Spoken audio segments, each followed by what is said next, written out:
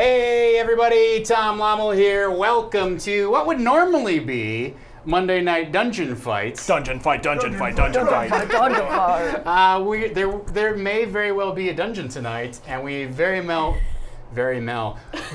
may do some fighting tonight, but we will not, in general, be trying to kill one another. I know that may disappoint some of you at home, but don't worry, we have an entertaining evening plan. We are playing the Witches of Porcris, which is an original adventures for Dungeon World set in the Realms of Rothaen, which is designed by Wes Otis, our very own Wes Otis, who hosts Black Bag here every other Friday and runs Plate Mail Games. Wes has a Kickstarter going right now. If you back that Kickstarter, I can only assume, that you will gain access to this adventure, but you will also gain access to the campaign world. As well as a special set of bonus tracks that provide mood, music, and ambiance for your RPG entertainment, whether that is Dungeon World or D&D or Pathfinder or whatever the case may be. Plate Mail Games has literally hundreds, and I have backed and purchased literally hundreds of terrific 10-minute looping background tracks. So it's a seamless thing that there's no, we've all done that thing where you put on the climactic fight music from Highlander or pick your favorite fantasy movie. I don't know, Lady Hawk, is that your favorite? I'm digging deep in the, what's the Mel Gibson one? Braveheart? Braveheart. God. It's been a long day at the Lommel household. No face, no. Yeah. What's that Mel Gibson one? Yeah, the thing where it Lethal turns Weapon. out he's a ghost. No, that's not him either. So we've all done that thing where we put on our favorite battle track, and guess what? It turns out that after about 4 minutes, it's no longer applicable. So Plate Mail Games really does a great job of custom tailoring to put together just the right track to provide background and excitement for your RPG game. So it's a 2-in-1 kind of bargain. Tonight is a demonstration of the world and the types of adventures that you can be pursuing. It's a great deal if you just want the battle tracks and the music. So regardless, go on Kickstarter, search for either Plate Mail Games or Realms of Rothaen, Rothaen.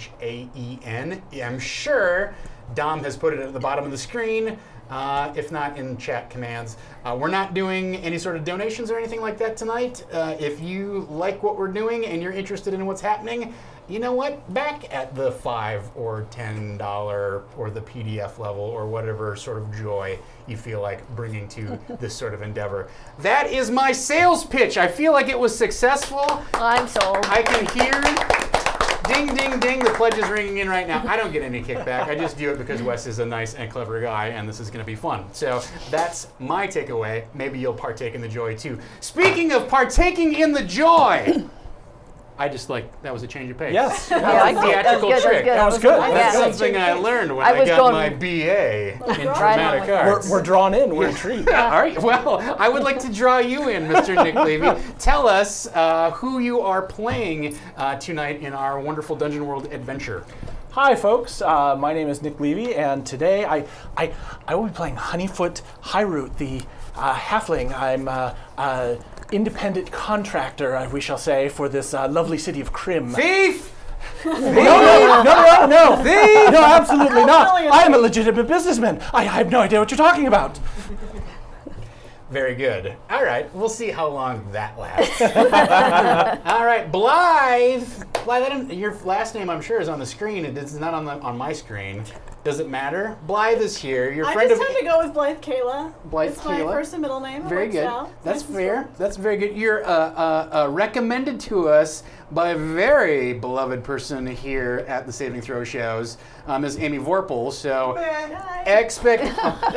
Dom is so on Amy. It's okay. She's on another stream right now. Nobody cares. We can say whatever we want. I love it. She is near and dear to our hearts. Yes. So Blythe, tell us who you are playing in tonight's adventure. I'm playing Ellis, the forest savage elf, and who's a druid. Very good. Have you decided what your favorite shape-shifting form is going to be? Wolf. At this, a wolf. Very good. All right. Very nice. Ellis, the druid, sometimes wolf. Talene. I am playing Sir Abert Wallace, Paladin, Righteous Anger, the Fist of God. I am here to kill witches who have invaded the land with their evil. No more. The gods are with me and also with you. Amen. Oh yes, amen, amen. Yeah, you definitely believe in God. Yeah, the God of gold pieces. I hear you. Very good. I hope you can keep up your righteous indignation. And I'm very capable of keeping up righteous indignation. Very good, very good. Michelle Otis is here tonight, ladies and gentlemen. Thank you. You may recognize her from Black Bag. Or other things. You also sat in on the Star Wars game. I did. Did David Crennan murder your character? No, but he keeps saying how he wishes he had murdered us all. But it was a lot of fun. A part of me is slightly disturbed by that, and then part of me goes, that's exactly something I would say.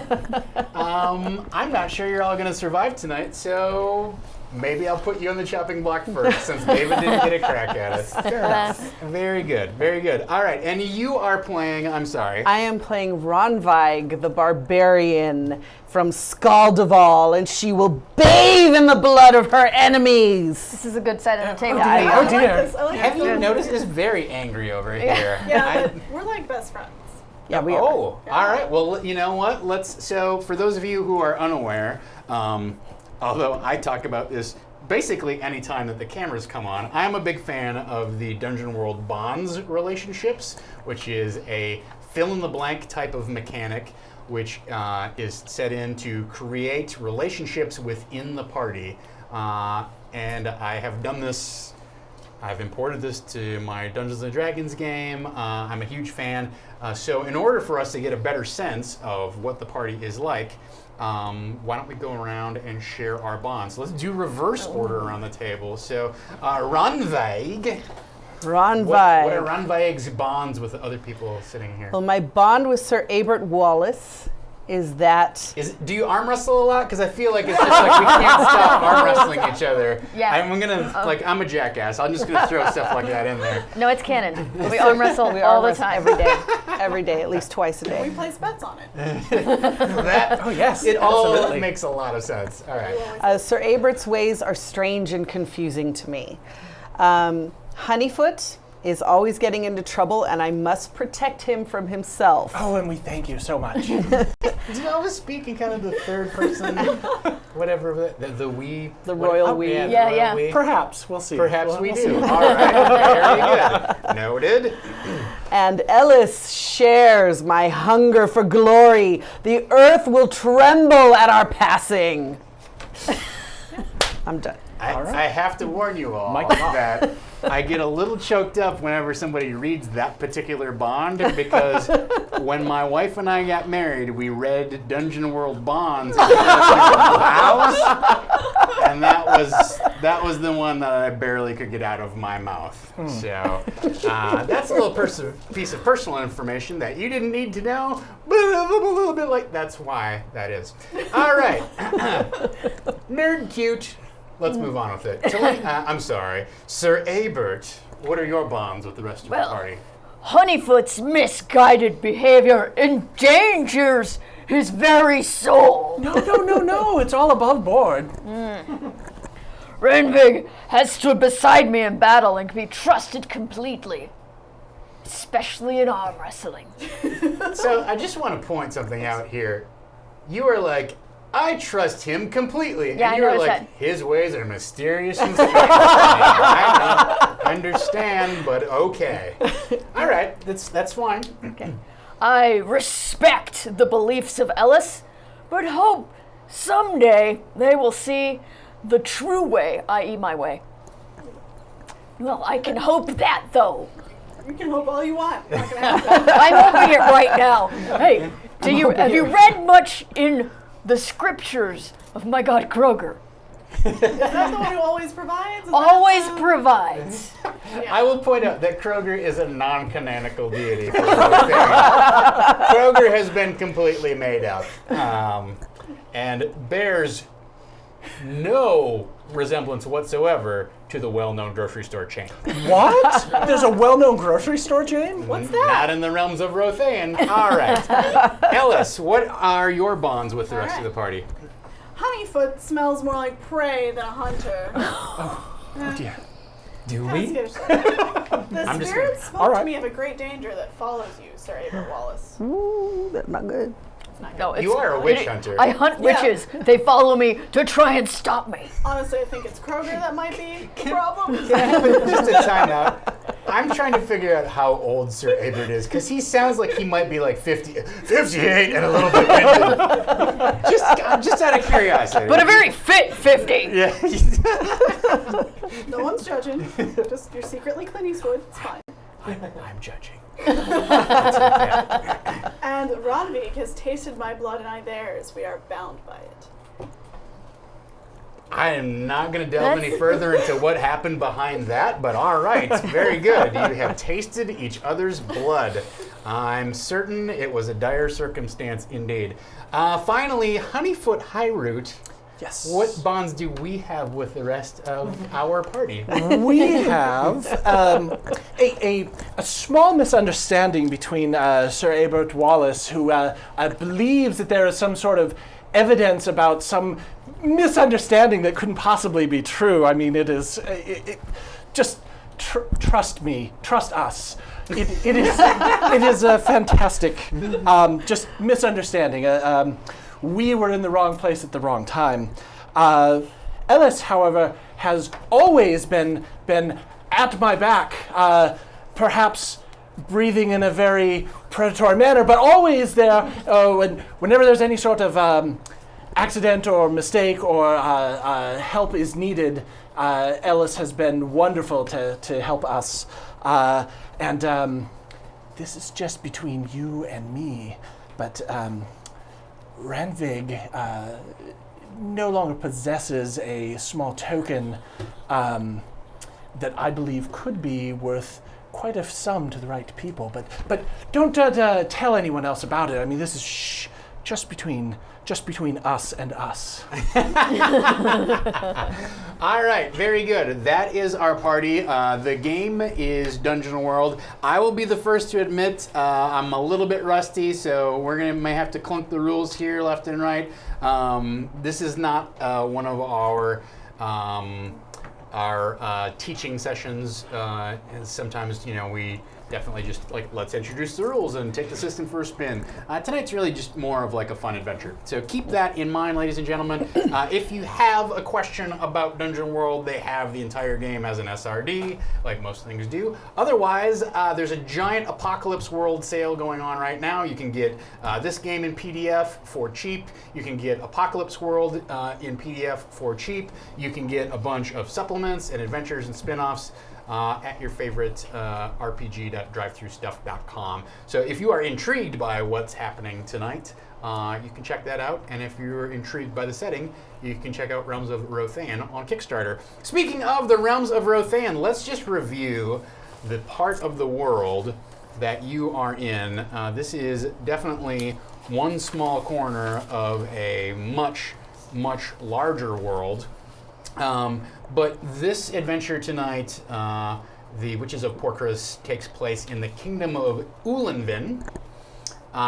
This is a dark,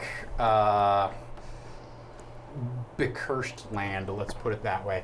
Before I even drill down into that, I just want to kind of give you some background on what the overall Realms of Rothaen is sort of about, right? So Wes designed this. It was influenced by Greyhawk. It was influenced by Breaking Bad, Hamlet, Rat Queens, like kind of sort of your old school source material meets your grittier new school media, right? The PCs really are the center of the story. There's not going to be a ton of like an exhaustive list of NPCs and movers and shakers, and there's no like meta plot that you kind of have to try and work around. the whole idea here is that you are the meta plot and you influence the game. You contribute to the setting. So there's actually going to be a quarterly newsletter for Rothaen, and as groups send in sort of reports of what their adventures have been, those are going to be incorporated in, or have the possibility of getting incorporated into that quarterly newsletter. So there's a bunch of different places, different cultures. There's no like one dominant mindset or people. Like I said, there's no central plot. There have been a lot of nations who have been at war, but there's no current conflicts are ongoing. There's nations that are recovering. Each corner of the world kind of has its own problems and its own struggle, but that leaves room for you as a group to come in and address those things. So those are sort of the high points. That's sort of like the overall design goal of Realms of Rothaen. It's designed for you to have a stake in the world and to take part and influence it. So this particular corner of the world is called Ulanvin, and like I said, it is dark, ramshackle, broken down. It is cursed by witch cults, dark fae.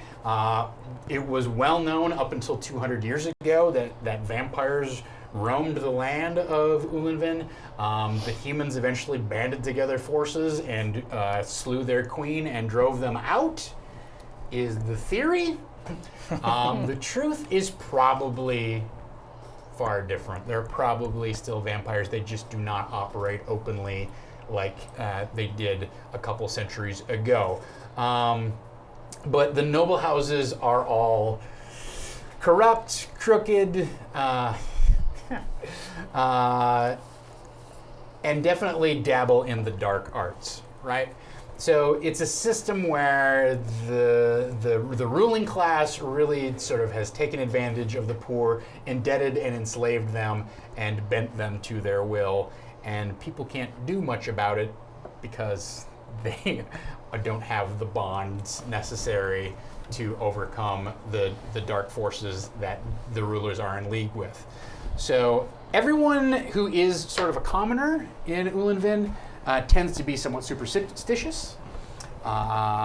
They wear little trinkets and weave little warding objects into their hair or what have you, or definitely bar their homes at night and are careful not to invite people in because in addition to vampires, there's cults of witches who are continually warring sort of sometimes openly, sometimes behind the scenes.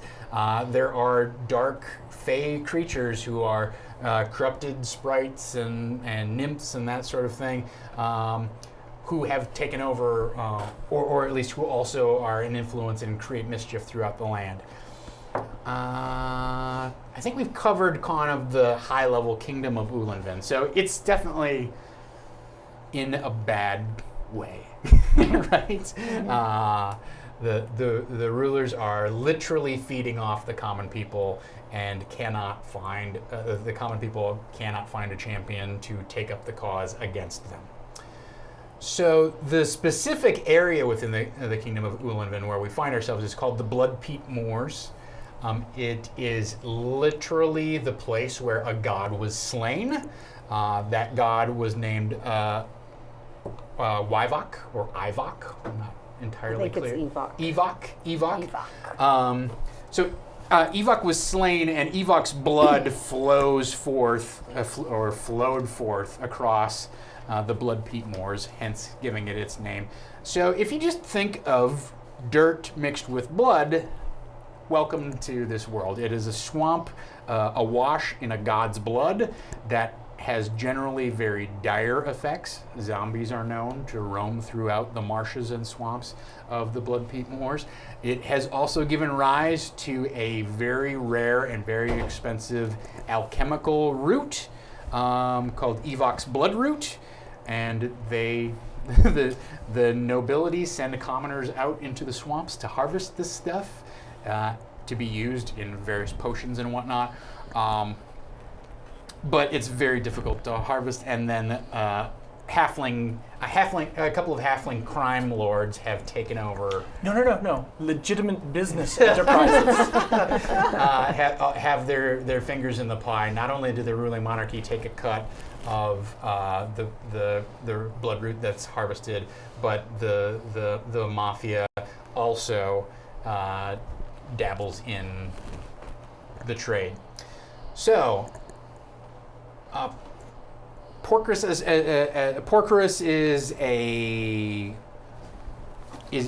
the god of the undead. It is basically like what Evok has become, or what Porkris was slain and Evok has become Porkris, right? So it's this undead creature that stands immobile for years, or I'm not entirely clear because I don't have the entire campaign setting with me on how often the blue son of soul appears, but when it does appear, supposedly the witches can take control of this undead god and walk it around and make it do horrible things. I am completely against that. It is awful, but I happen to have a couple of lovely trinkets that will guarantee you protection from such a sad occurrence. I'm sure we can come to an arrangement. Your misguided behavior endangers your very soul. No. We only want to help people. I'm beginning to think that it's not a royal we, and you actually probably are possessed by some sort of creature or demon who is like, tell them we want to make a deal. So we've zoomed in at the kind of the kingdom level, then kind of like more into the regional level. I don't know if our dice cam actually picks any of this stuff up, but so this is the kingdom. These are the Blood Peat Moors. The King's Road goes through it down to the capital city of Endahaven. Endahaven, despite the fact that it's the capital, is a shithole. So keep that in mind. It was once formerly great. Now it is broken down buildings, streets of dirt and mud. It is sort of a sad. It is a sad tribute to what the capital once was. We are not going to be in Endahaven. You may have come from there. You may have adventured there, or what have you. That's all fine. That's for you to decide for yourselves. We're going to find ourselves in the city of Krim. So Krim is a medium-sized town in the center of the Blood Peat Moors.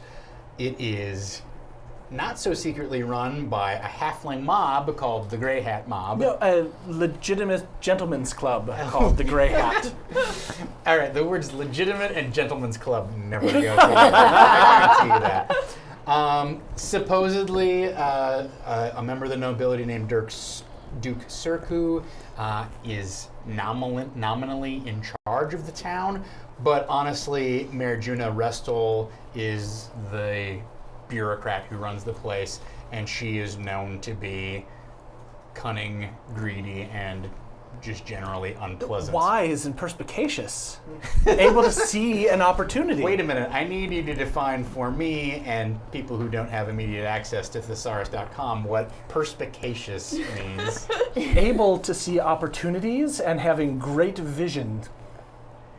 That sounds like bullshit. All right. Most people here know how to fight because of the weird undead that often kind of rise up out of the moors and take to wandering across the road and attacking hapless merchants and caravans. But people here generally are not that bright. They're inbred, they're superstitious, they're deliberately uneducated, and by that I mean by the government deliberately uneducated. There's little room for improvement. However, one small beacon of hope is the Church of Eight in town. A common stop, Krim in general is a common stop on the King's Road, but a lot of travelers stay at a place called the Burning Witch Pub, where we will find ourselves this evening.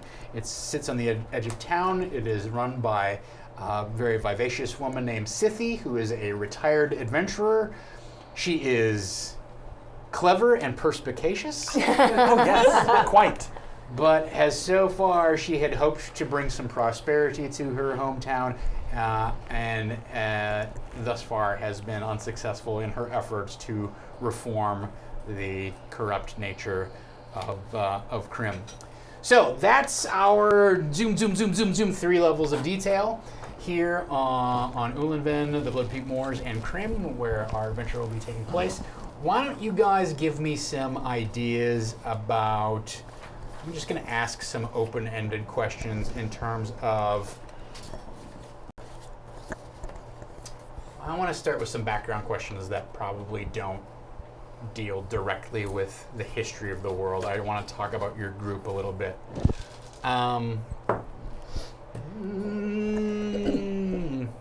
Do I have dice. I brought dice. I don't need them, but I'm going to use one. All right. All right. So, Sir Abert, Naturally. what is the worst thing that has befallen your adventuring party in your time together?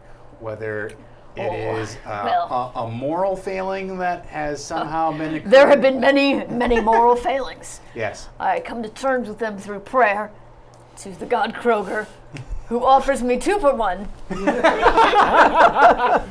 as a blessing for my righteousness. If you get the milk in a bag, it's a much better deal than buying the plastic jugs. I have learned something new. Oh, God. Don't even get me started. All right. Yes. Then, hey, everybody at home, go ahead and Google milk in a bag. I promise it's not going to be as gross as you think. I'm sorry. No. Go ahead. 2 dairy, 1 bag. Well, there have been many moral failings in our party, especially from over there. Overall, we have stuck with our mission of killing witches, which is our mission. Our mission. There was this one time, though. Yes, we are all in agreement that killing witches is the most important thing. There was this one time. We were in a town we thought was safe. We were relaxing. Some people with too much ale. Some people with too much howling. Some people with too much immorality. Nighttime comes. We're all in the same hotel room because it was crowded, and that's what you do. You share a bed at the foot of the bed like a good dog. Like, it was good. It seemed okay. I, unfortunately, let my guard down as the moral center of this group. I blame myself. But we were sleeping when 10 spirits broke in through the window and seized the rest of the party, possessing their bodies, forcing me to beat all of them nearly to death to save them from this horrible, horrible curse. They don't even remember it. They think I just beat them for the fun of it. But I know. I saw it happen. I think that was the worst because it was toward the center of our group. Unlike, him mostly is tearing at the center of our group, but this was bigger than that. Have you been taking your herbal remedies? We have no idea what you're speaking about. I am going to pray to Kroger, whose understanding will be delivered to me in the form of free samples. All right. Very good. Very good. Honeyfoot. Oh, yes. Tell me about the time that you got by the rest of the party.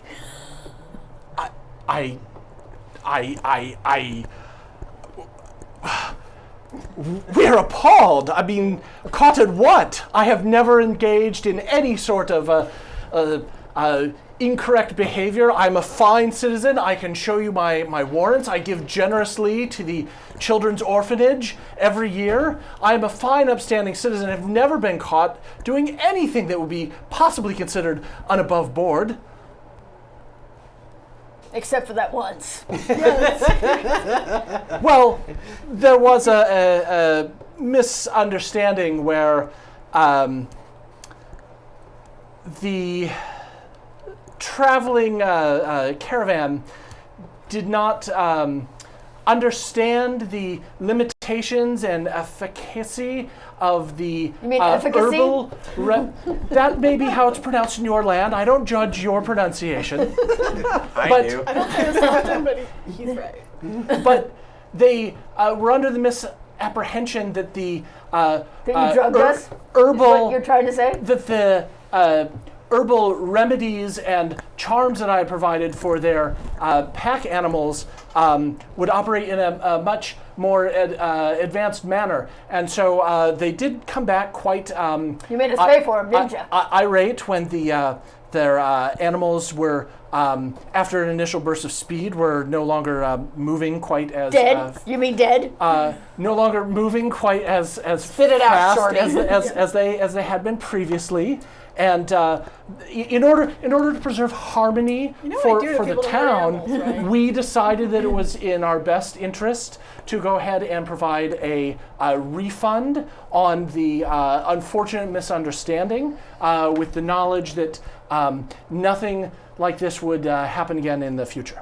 I worry And for your soul. It definitely never happened again. Never. Such is the efficacy of a good moral lesson. Ronveig, tell me about the time you were frightened. Ron Vague frightened. Okay. There was lots. I tell you, Ron Vague has stared into the eyes of her enemies. She stared down orcs. She stared down the ugliest things you can imagine. But Ron Vague isn't so fond of Spiders? Is that what you're going with? Owls? I was thinking It's definitely- cockroaches. I I understand. should have known that one. They're gross. Well, and it was the time that Ron Vague had a little. I don't know why I'm speaking in the third person. I had His a little influence. too much. It is You're a barbarian, of course you speak in the third person. a little too much ale that evening. Happens You a know. lot. No, I had 3 gallons instead of my usual 2, and I woke up and there was one of those little buggers crawling up my nose. Oh, Yeah, Oh, stop. This is grossing me out. yeah. And I screamed. I screamed a high-pitched, teeny-tiny, childish scream. No, you're justified. Cockroaches are tools of witches. They're real bad. They're real awful. They're I won't even horrifying hunt them in creatures. like a wolf or cat form or anything. Just I won't touch those. No, no. Very good. All right. We learned something there. So, Ellis, what binds you to a bunch of city slickers like this? What are you secretly hoping to achieve by contributing to this group of very civilized witch hunters? Well, I'm a good friend of Sithi's. I wanted to help her achieve her dream of bringing some wealth back to her town. I have traveled with Rongig for a very long time, and I knew that she could be trusted through everything, through thick and thin. And I don't honestly know where he came from. He one day was stealing some crap out of my bag, and I was like, "What are you doing?" No. Something had fallen out of your bag, and we were attempting to put it back where it rightfully belonged. And when we did meet, it was when we were scouting that land opportunity, and there was the unfortunate issue of the giant See, flame the benefit- snakes, and you had hopped in order to be able to rescue us. No. See, the benefit of being a shapeshifter is I can actually have eyes like a hawk. Yes. So I It's- caught you. You have good business sense. It's true. I will give you that one. You're useful sometimes. As for this one, I don't honestly know what Abert's been doing. Abert's been hoping to convert us all to some... Drinking. Yeah, well, Mostly. yeah. A lot of herbal remedies, I swear, the hallucinogens. herbal remedies. The secrets to life given to us by Kroger through the produce department are it's not taken in in through the body. It's not in the produce department where you find those herbal remedies. Let's be honest. It is a It's different in the aisle mushroom altogether. aisle. Usually in the department with the bottles, I've noticed. Yeah, no, I found Abert passed out in the tavern one day and decided Praying, that deeply. to I decided that I would porcelain help god, a if I poor believe old man. correctly. Yeah, no, it was. Worship whatever deserves worshiping is what I say. But primarily Kroger. But anything else that comes along and needs worshiping. I didn't know the porcelain was an idol of Kroger. First of all, what kind of world more- are we in that has porcelain more of toilets? a I didn't basin? I thought we were like a wooden outhouse type world. I'm going back to that. I may have been in a wooden outhouse looking down an empty hole. It wasn't empty for very long. I'm trying to understand how you think this is improving the picture. Like, oh, no, hang on. I wasn't bent over this gleaming white porcelain bowl. No, it's far, far worse than that. It's this ramshackle, broken down outhouse. All right. That's No, fine. I'm used to I live in the era and I'm used to these kinds of things. I once had to crawl out an outhouse to escape a bunch of witches who kind of got the upper hand on me. Were there any spiders in the outhouse? There were tons of spiders. Spiders, of It was course. terrible. Very good. Very good. All right. So, and then finally, our last piece of business. We have learned something about each of you and your perspective on the party. I assume you have come to Krim under the auspices of your apparent leader, Sir Abart, to quote-unquote hunt witches. Is that true? Do you have any other ulterior motives that you would like to add to your great quest? I am here to help build up a town and make it a better place to live. Very good. We are confident that Sir Abert will assist with clearing out some of the local undesirables, and that may leave an opportunity for those of a business mind to increase holdings. I just like killing things. All right. Very good. Very I good. respect that. All right. So let me clarify something that I said earlier because I was wrong about this. Evok was the god of life and love. Porcris is the god of the undead. Porcris used their black steel sword and slew the god of life and love. So it's Evok's blood that has formed the Blood Peat Moors. The gods intervened and did not allow Porcris to fully slay Evok. So Evok is in sort of this state of suspended animation. It is this kind of like undead titan that I described.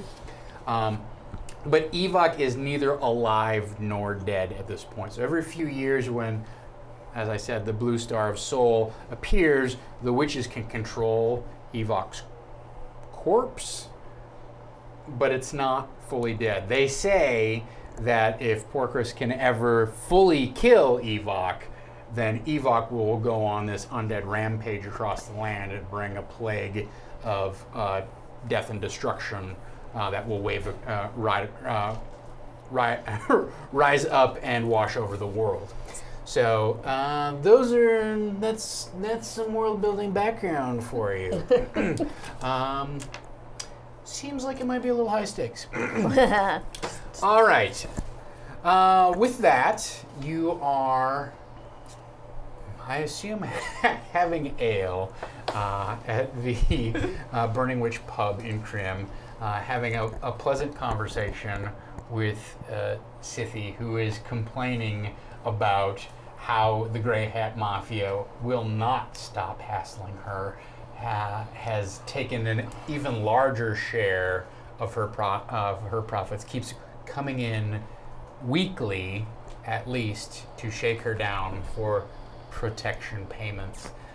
Every time they see a group of adventurers come in, they follow up as soon as the group of adventurers leaves and demands a portion of the coin that was spent in the Burning Witch pub.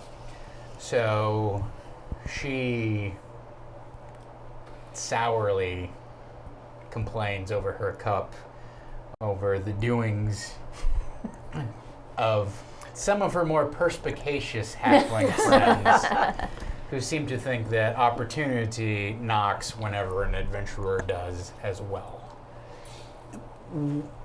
The gentleman's organization is very good at keeping an eye on such suspicious individuals, and when an evening passes with no untoward activities, then they just like to make sure that their valuable service has been justly compensated. See, Ronvig and I here could do the job for half the price. Oh, really? Well, Yeah. I'm sure that will be a fantastic opportunity that you could take. Think you should join us on that opportunity and help us get rid of this Grey Hat mob. They are your kind. You can. If we were aware of any such of a mob, such a harsh club, such a harsh and unforgiving word and completely inaccurate, I assure you. But if there was anything that was not in an above-board manner, not a business arrangement, I'm sure that the mayor and the city guard would step in and take care of issues. The door flies open. Damn. You see a man in a tattered cloak with kind of hollowed eyes, sweat on his brow, very thin, kind of fidgety man come in. He's clearly wearing some holy vestments. You recognize him instantly as a cardinal of the Church of Eight. Of course. Of course. And he strolls over to Scythe and sort of unintentionally breaks up the discussion, the legitimate gentlemanly discussion which you were Yes, having of of course. the completely above-board dealings of the Grey Hat Mafia. And says, Scythe, perhaps you can help me, but I'm afraid something very dire has happened. And Scythe kind of perks up and says, I'm sorry? Do I know you? And then he looks over at you and he says, Sir Abert. My lord. You recognize this man as Cardinal Jallioff. Jalliof. Cardinal Jallioff. Yes. Bless me, Father. I'm being very polite. That's as polite amongst religious people you wouldn't know because you're all heathens. May the light of the Eight What is shine that upon called? you. You know that Cardinal Jallioff was stationed in Moomden, which is quite a ways north up the King's Road, near the Rinfaust Forest, and he answers directly to Pope Lingu IV, who is obviously the head of the Church of Eight, right? However, he normally travels with an entourage and a guard of holy warriors, and he has very clearly been through something horrific. You can tell from the tears on his garments, from the scratches and wounds that he has suffered on his face, and the dirt and the ever-present red mud, which seems to have stained his clothes up to the thighs, that he has been through something awful. Come, Cardinal, sit. Let me tend to your wounds. Let me lay hands upon you. Please join us. What brings you so far? Well, What dare attack you? he Witches, I'm sure. He turns and he looks to your friends and he says, "Are we among trusted company?" Not him. Go stand in the corner. We have never been so offended. Seeing a man of your order While you're over who there needs praying- such help, I just want to assist with making Are you sure you want to that put him his over there? He's gonna steal something. The second he The goes corner over there, is empty. it seems that way now. Father, I will fetch you a drink. I shall return. Pay for Make the sure you drink. pay for the it. drink. Of course. What are you insinuating? I vouch. We have always paid for our drinks. I will vouch for him, because if he steps out of line, I will kill him in the manner of a kebab, where my sword will go down his throat and out of his anus. And as Sir Abert says that, I mouth those words. As my back is to you, I mouth those exact words because I've heard this approximately 10,000 times. All right, very good. Most likely kill you in the morning.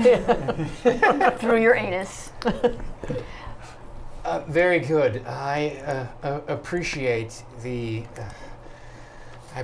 the consideration, although I did not need that exact description of.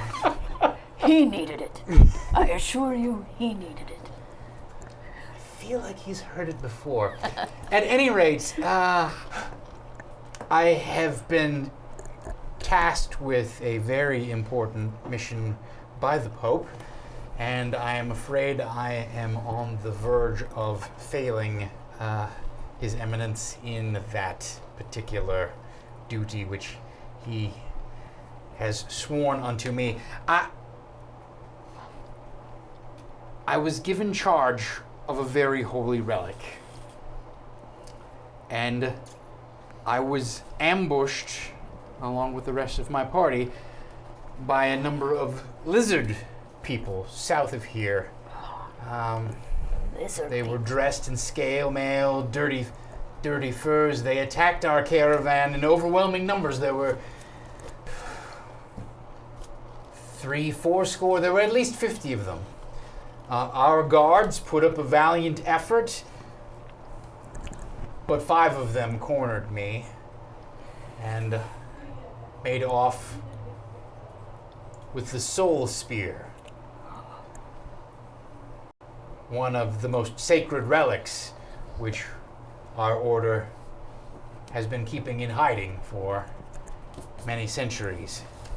They did not steal anything else. As soon as they took that, they retreated east off of the King's Road and into the moors where there was no trail. I had no possibility of following them. I hurried as fast as I could to the nearest civilization, which was to backtrack north. We were on our way to Endahaven, but I had to turn back and try and find help.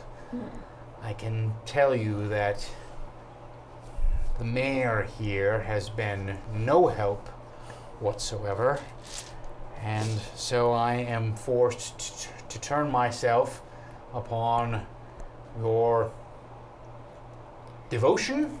The gods have brought you to me. Clearly. These lizard people were sent by witches to take this relic. Why would lizard people want it? They don't. Witches want it. I swear, Cardinal Jalioff, I will go with my friends into the moors. I will kill all of these lizard people and the witches who sent them, and I will retrieve this holy relic. Your cardinalship, that sounds just simply awful. Oh, here's your wine. It's the finest in the tavern. We would, of course, be... I grab it.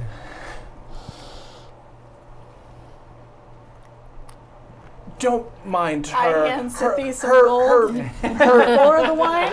All right. And I give him the wine. Her ways are strange and from the outlands, but we would of course be happy to assist with such a valuable task in order to return this. Did you say relic to your order? I didn't hear everything, of course. I was Shut up, Honeyfoot. getting All right, getting so the wine.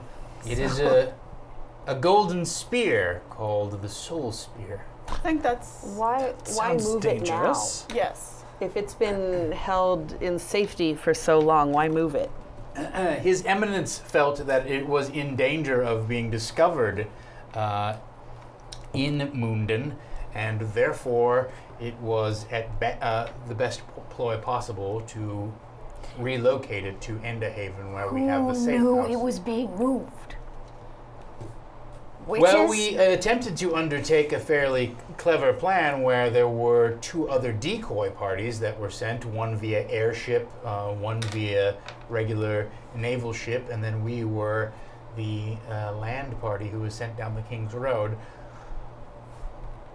I don't know what happened to the other parties. Perhaps they were attacked too. I don't know if there was clearly some sort of spy within the organization, within the church, which may have revealed either our part of the plan or may have merely revealed that on one of these 3 caravans, the spear was being transported and they attacked all 3.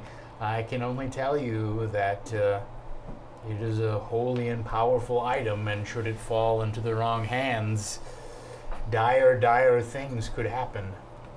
The saving grace here is that to truly attune to the soul spear takes 4 days of ritual, and therefore you cannot unleash its full power immediately upon recovering it. 4 days to find this. How long ago did you lose it? I lost it. I believe it was early this morning. And what are we right it was now? Late early this afternoon? morning, and now it's actually 2 hours, about an hour before sundown is what it is now. So he lost it early in the morning, and it took him most of the day to get back up along the road and to come to Krim. They couldn't have started anything yet. They could not have started anything. However, they have a substantial lead on you at this point, given the fact that that he had to go back up the road. So time sounds as if it is of the essence. Is that correct? Your That is cardinalship. Absolutely correct. Yes. Oh, Let's go. it's Did you need to pack or something? I'm ready. I was bored here Wait, anyhow. but we don't want to get caught in the moors past sundown. Or do we? Is that... You want to kill some things, that's when you kill things. I want to kill some things, but I also don't want to be overwhelmed by things that are already dead. You know what? Yeah, you It's also forget terribly we dangerous. have him, and he's not the best fighter. He sneaks away. I agree. I've come to agree. We rest here for the night, leave first thing in the morning. I spend the evening praying and dedicating myself to this quest so that I can pick up one of these boons. oh, perhaps you'd like to show the cardinal your special altar in the back. Would you like to see my special altar? We haven't been here long, but as soon as I get any place, I start building altars.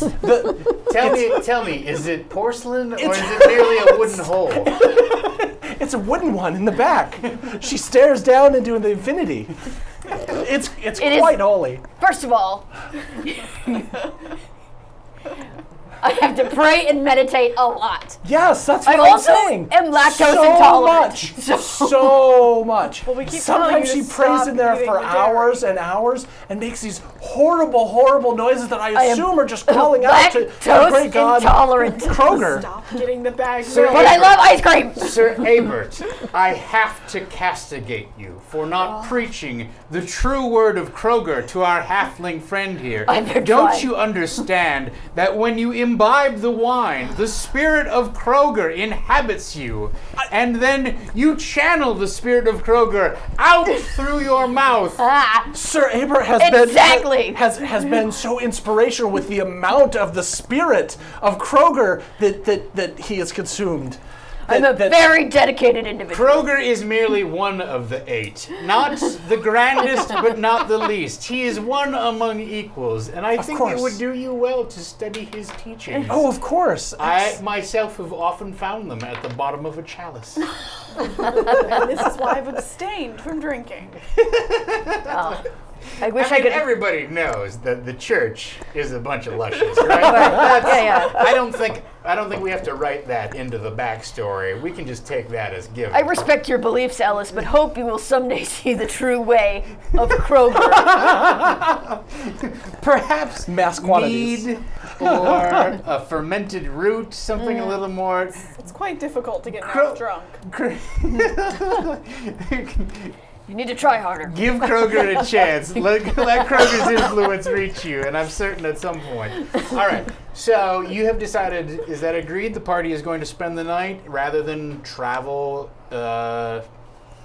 off or on the roads or into the swamp or wherever it is, like whatever you're going to spend the night kind of.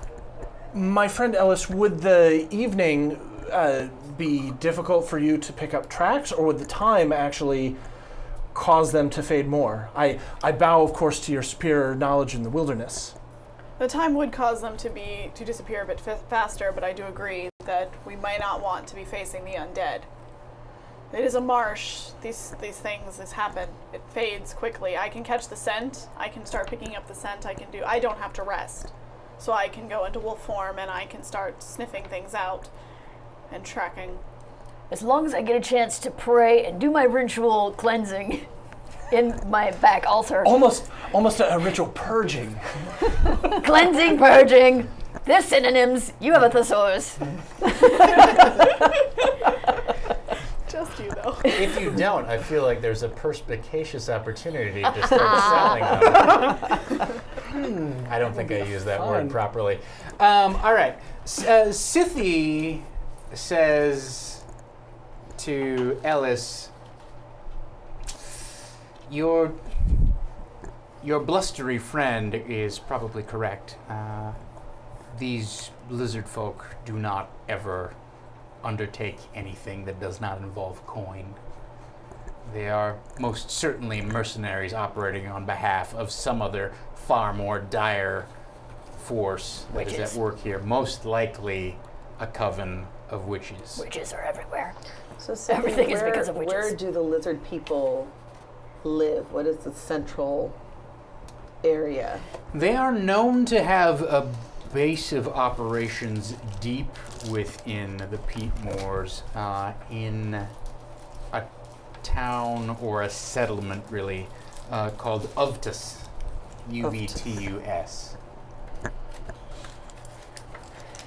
Now, the good news, and unfortunately the ill tidings that come along with it, are that if you choose to travel directly across the moors, it is merely a day and a half away from here in a straight line.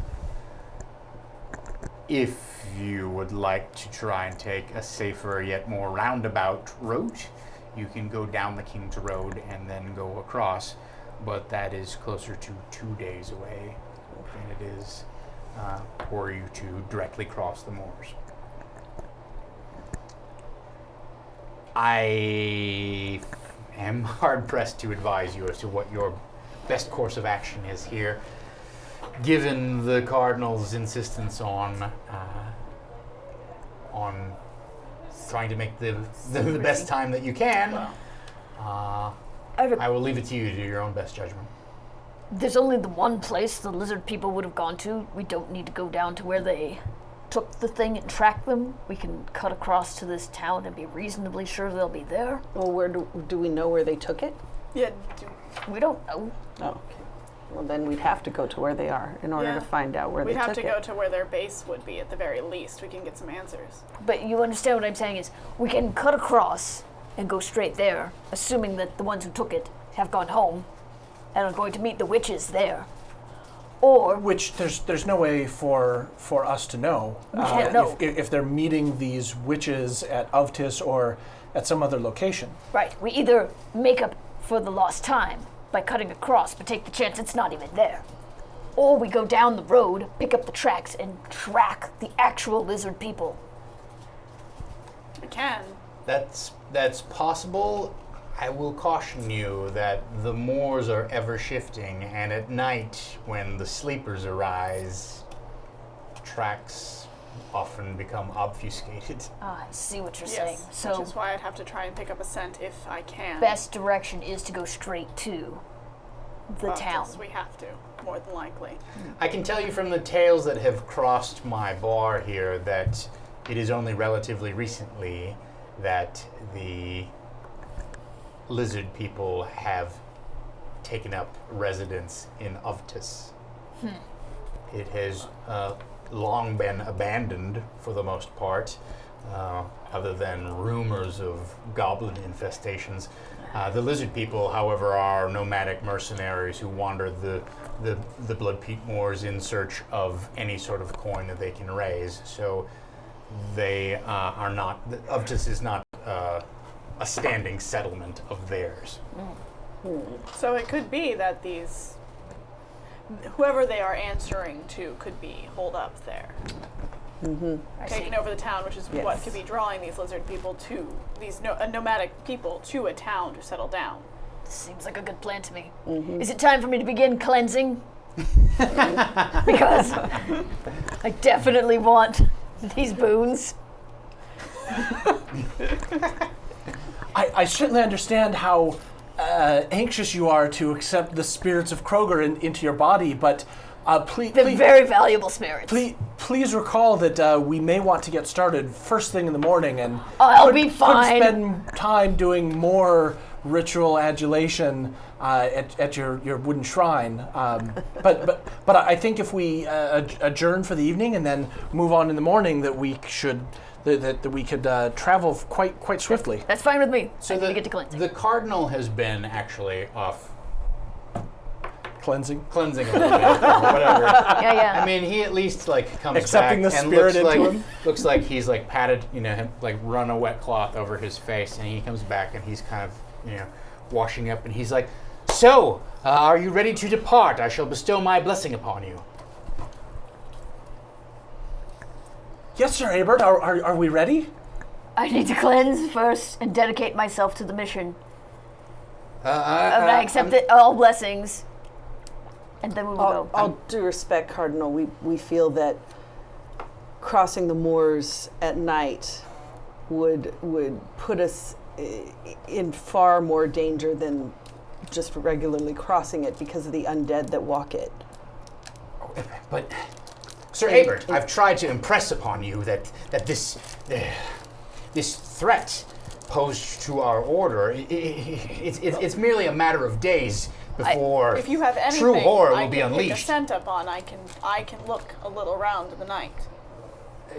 Yes, well, But these people here need to be able to rest. They need. I don't it need is to much- rest. I need to cleanse. He needs to cleanse. She needs to rest. Cardinal, rest assured that this mission is of utmost importance to me and at the front of my heart. I only wish to undertake it fully in the glory of Kroger. As soon as I have achieved that and one of these boons, I'm ready to go. It seems unlikely that we would catch up with them so swiftly, and we'll be camping, if we left now, some point in the mire. Do your boons arrive for you in the morning regardless of where you rest?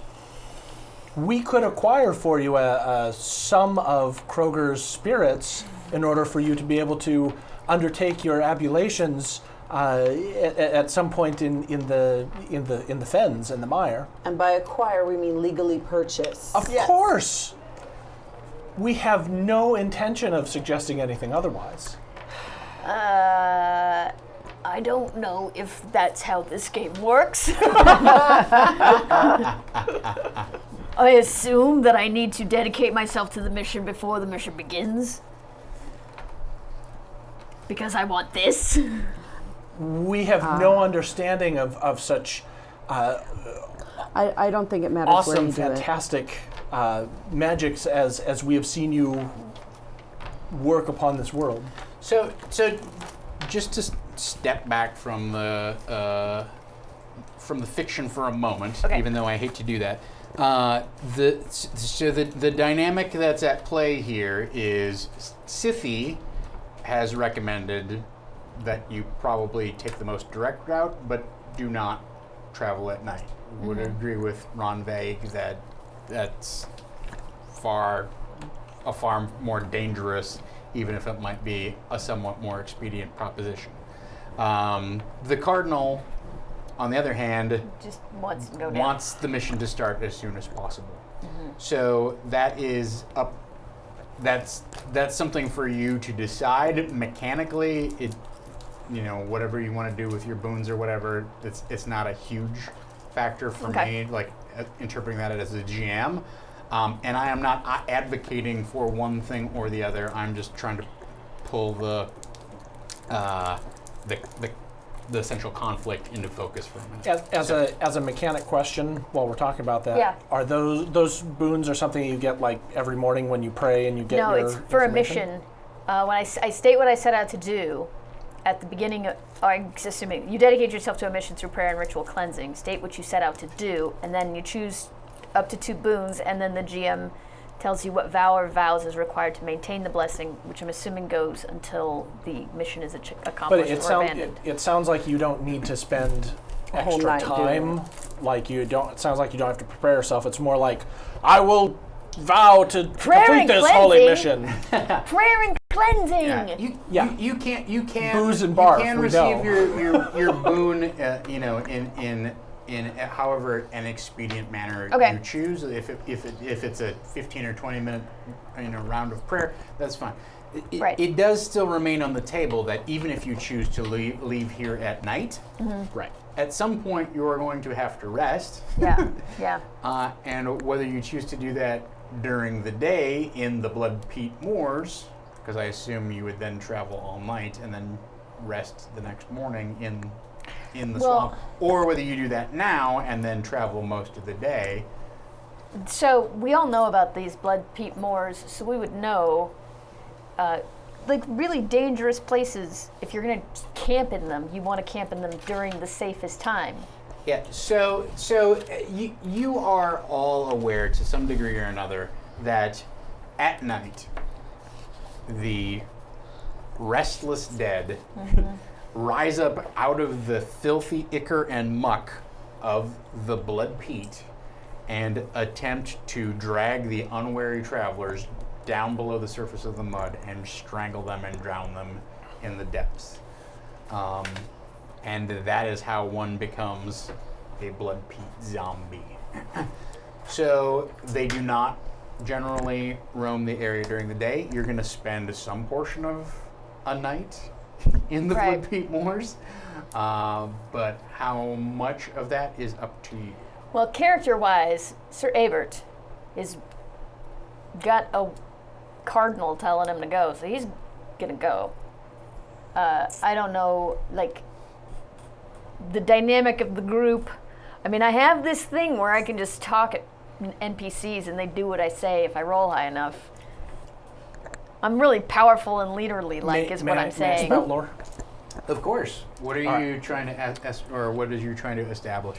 Uh, I spout lore a little bit differently Okay. than maybe most people do. I guess I've not seen Sean do it on his Dark Sun Dungeon World game to really ascertain it. But I'm always a fan of you state the truth that you want to be true, and then depending upon what your spout lore rule is, you are either 100% correct in that, or maybe you have a slight misunderstanding of exactly how it works, or maybe Okay. you think that's true, but that's not true. All right. Well, we all know that the undead in the Blood Peat Swamp are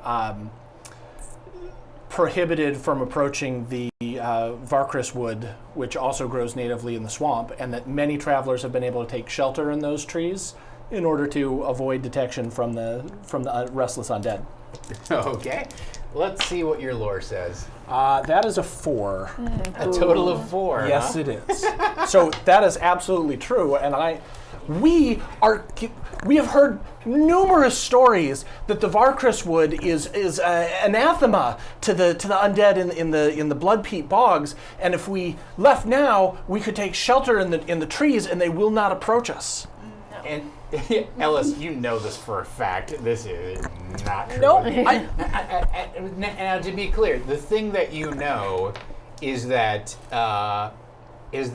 witches often take raven form and wait for travelers to roost in the branches, and then at night they come and steal their breath and indoctrinate them as servants of the coven. Yeah, no, witches hide there. Like, This is No, an actual time where I know. Witches! yeah. Let's find this wood, climb up in it, and wait for witches. No. No, no. Witches. They will kill you while you sleep. No witch has ever killed me. My cousin Burlpot would not have lied.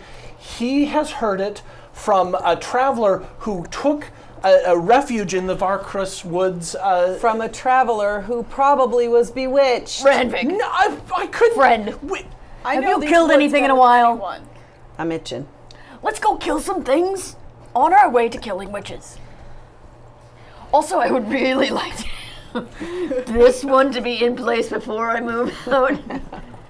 All right, so I mean, I'm under the impression that the party is going to try and spend the night here at the Burning Witch pub, but you are against that. Is that correct? I'm trying to talk him into going. Uh-huh. I feel like I can get My Ranvik here. my issue board. with the undead is they don't stay down. Or do they give you multiple opportunities to kill them? It's a matter of perspective. What is their light sensitivity? The zombies? Yeah. Spout some lore about it.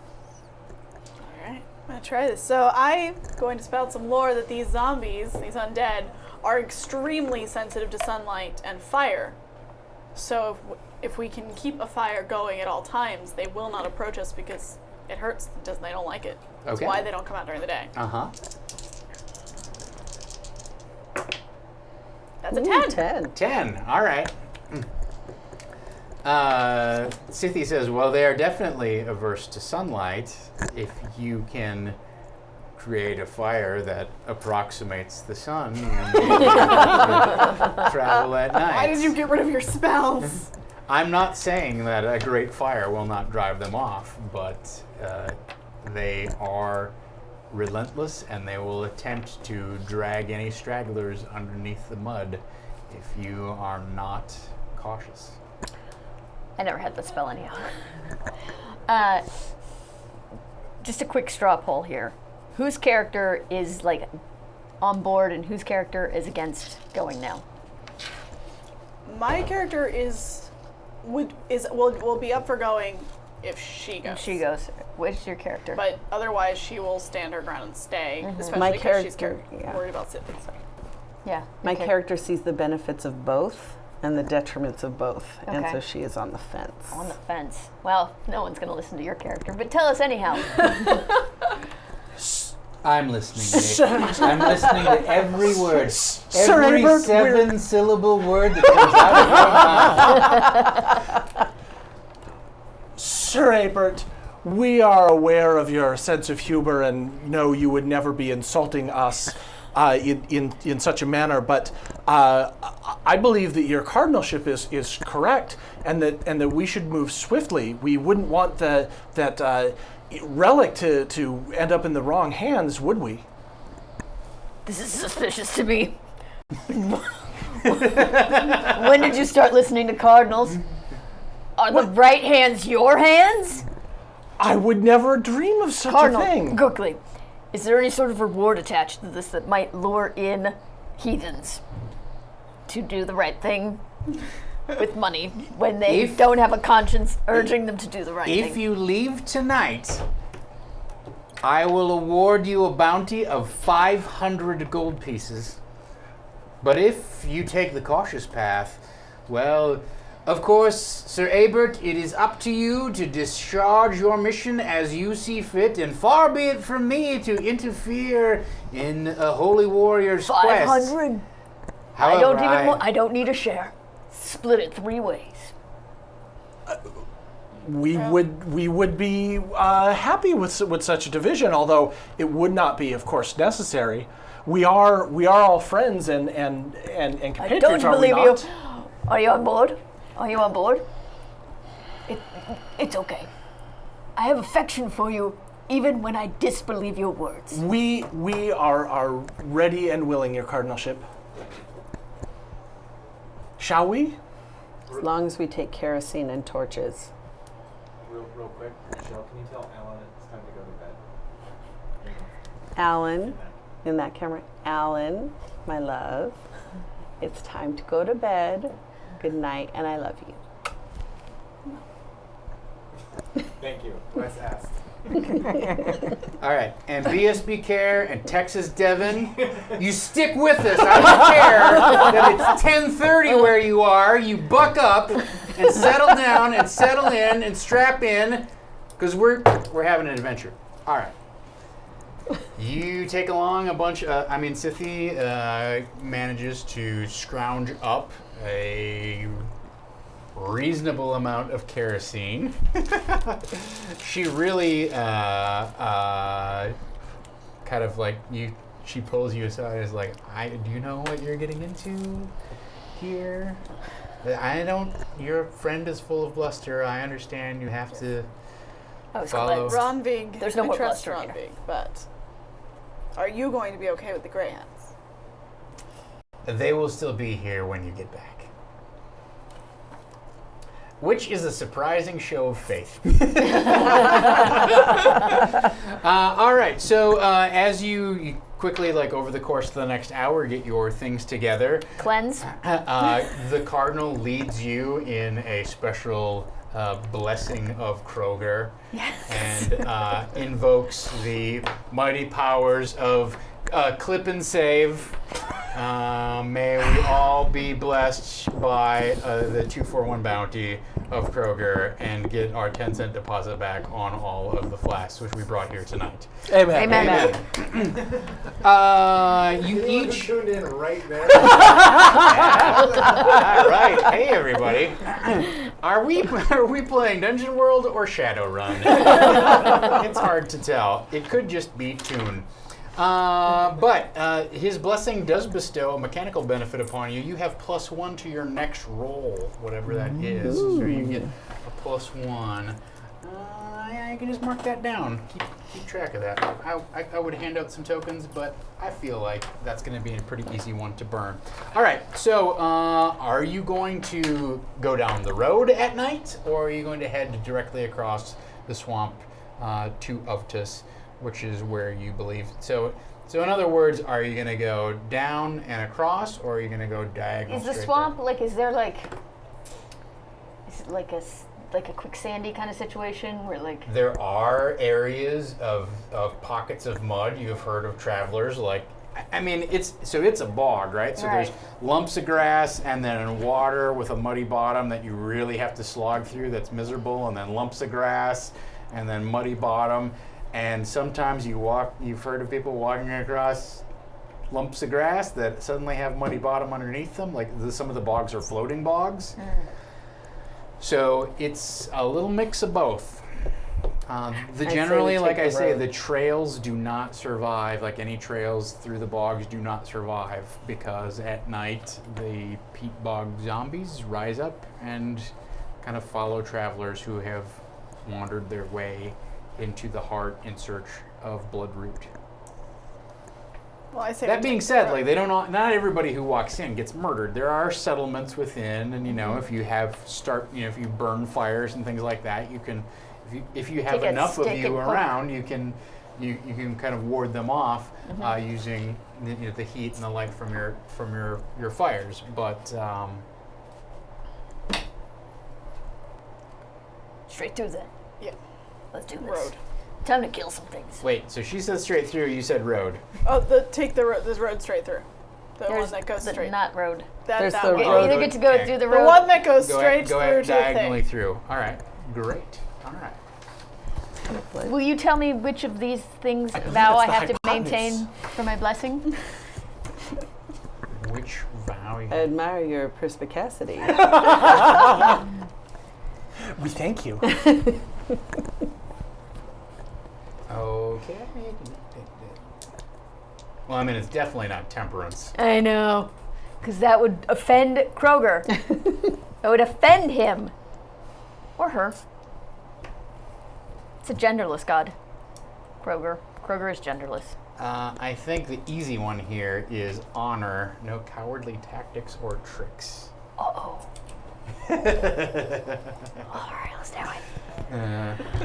So wait, are we doing the road that's this, or the We're cutting straight through. cut straight? Yeah, Oh. you're cutting through into the Light your torches. We're gonna travel. Do we at all night, want we to might tie as well ourselves just do together this. or something? Like, No.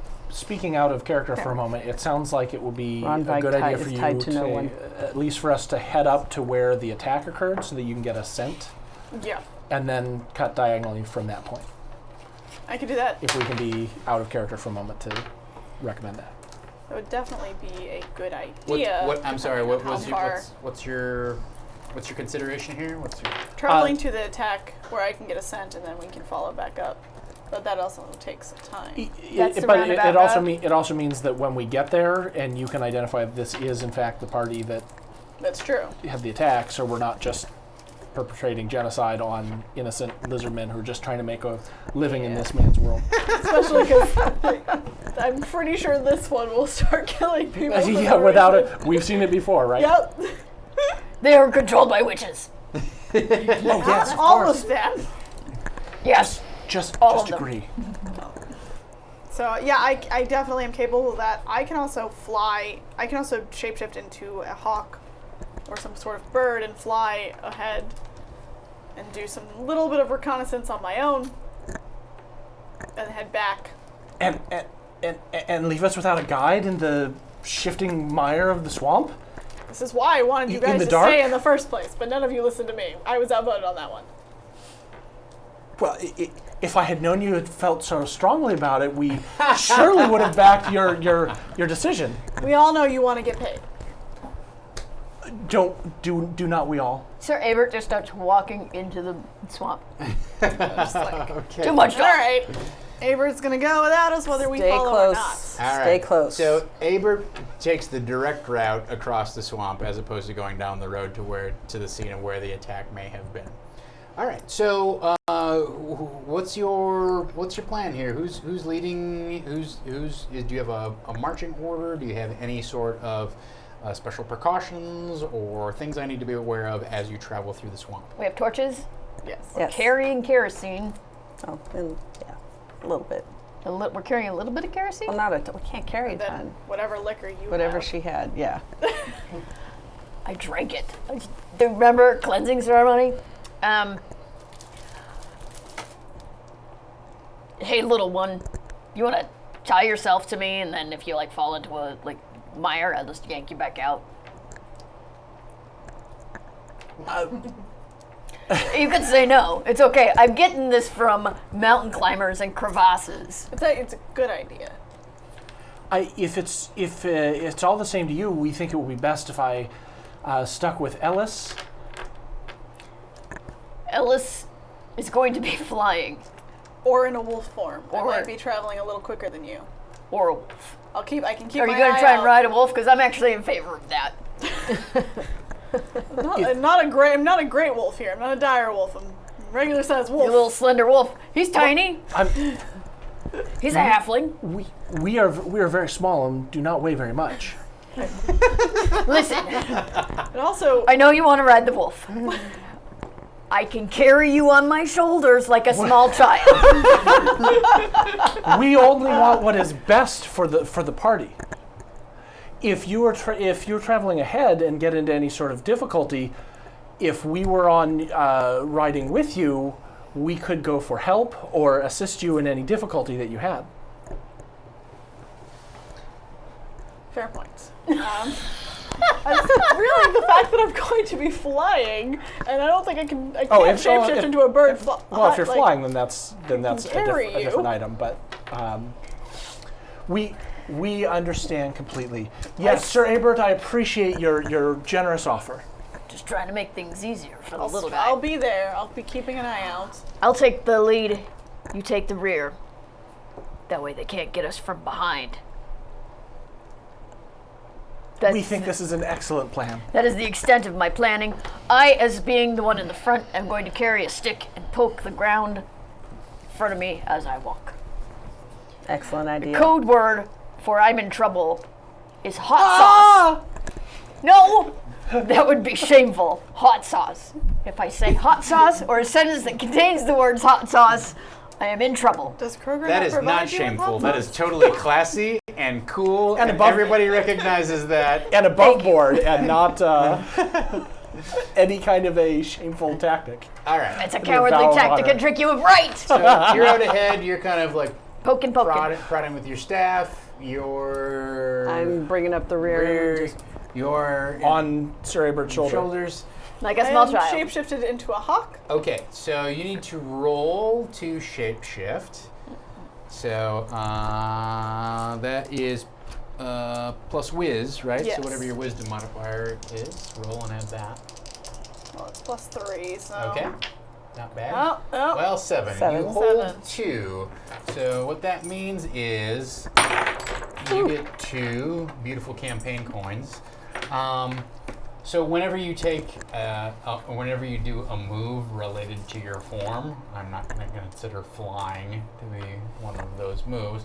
But if you were to say dive to make an attack or something like that, you have to spend a hold. Okay. So you basically get a couple of things that you can do in your current form, and then you have to shift back to your human form. Okay. So that's the way the druid works in Dungeon World. All right, so you're flying above, and so if he's on your shoulders, are you carrying the light? Who's carrying the torches and like keeping the place guess lit? you've got- Right? I guess Okay. I- I'll carry the torch. All If right. he was not up above all of burn us, me. it would. Right. Sure. You've got hairy feet. What are you worried about? Burning your feet. I whispered it. All right. Poking the ground. Honeyfoot is a halfling which is legally distinct, although similar to to Hobbit, and therefore our feet are not canonically furry. All right. I would like to spout lore that halfling feet are hairier than hobbit feet. Hey! We don't want to get Wes in trouble. No, hairier. Oh. Okay. So Halfling feet are the hairiest feet in known creation of feet. And they're right under your nose. So you're Fair enough. in this case, you guys are undertaking a perilous journey. You're traveling at night. Yes. You are the scout. You are the trailblazer. So each of you rolls an added plus whiz, and let me know what you get.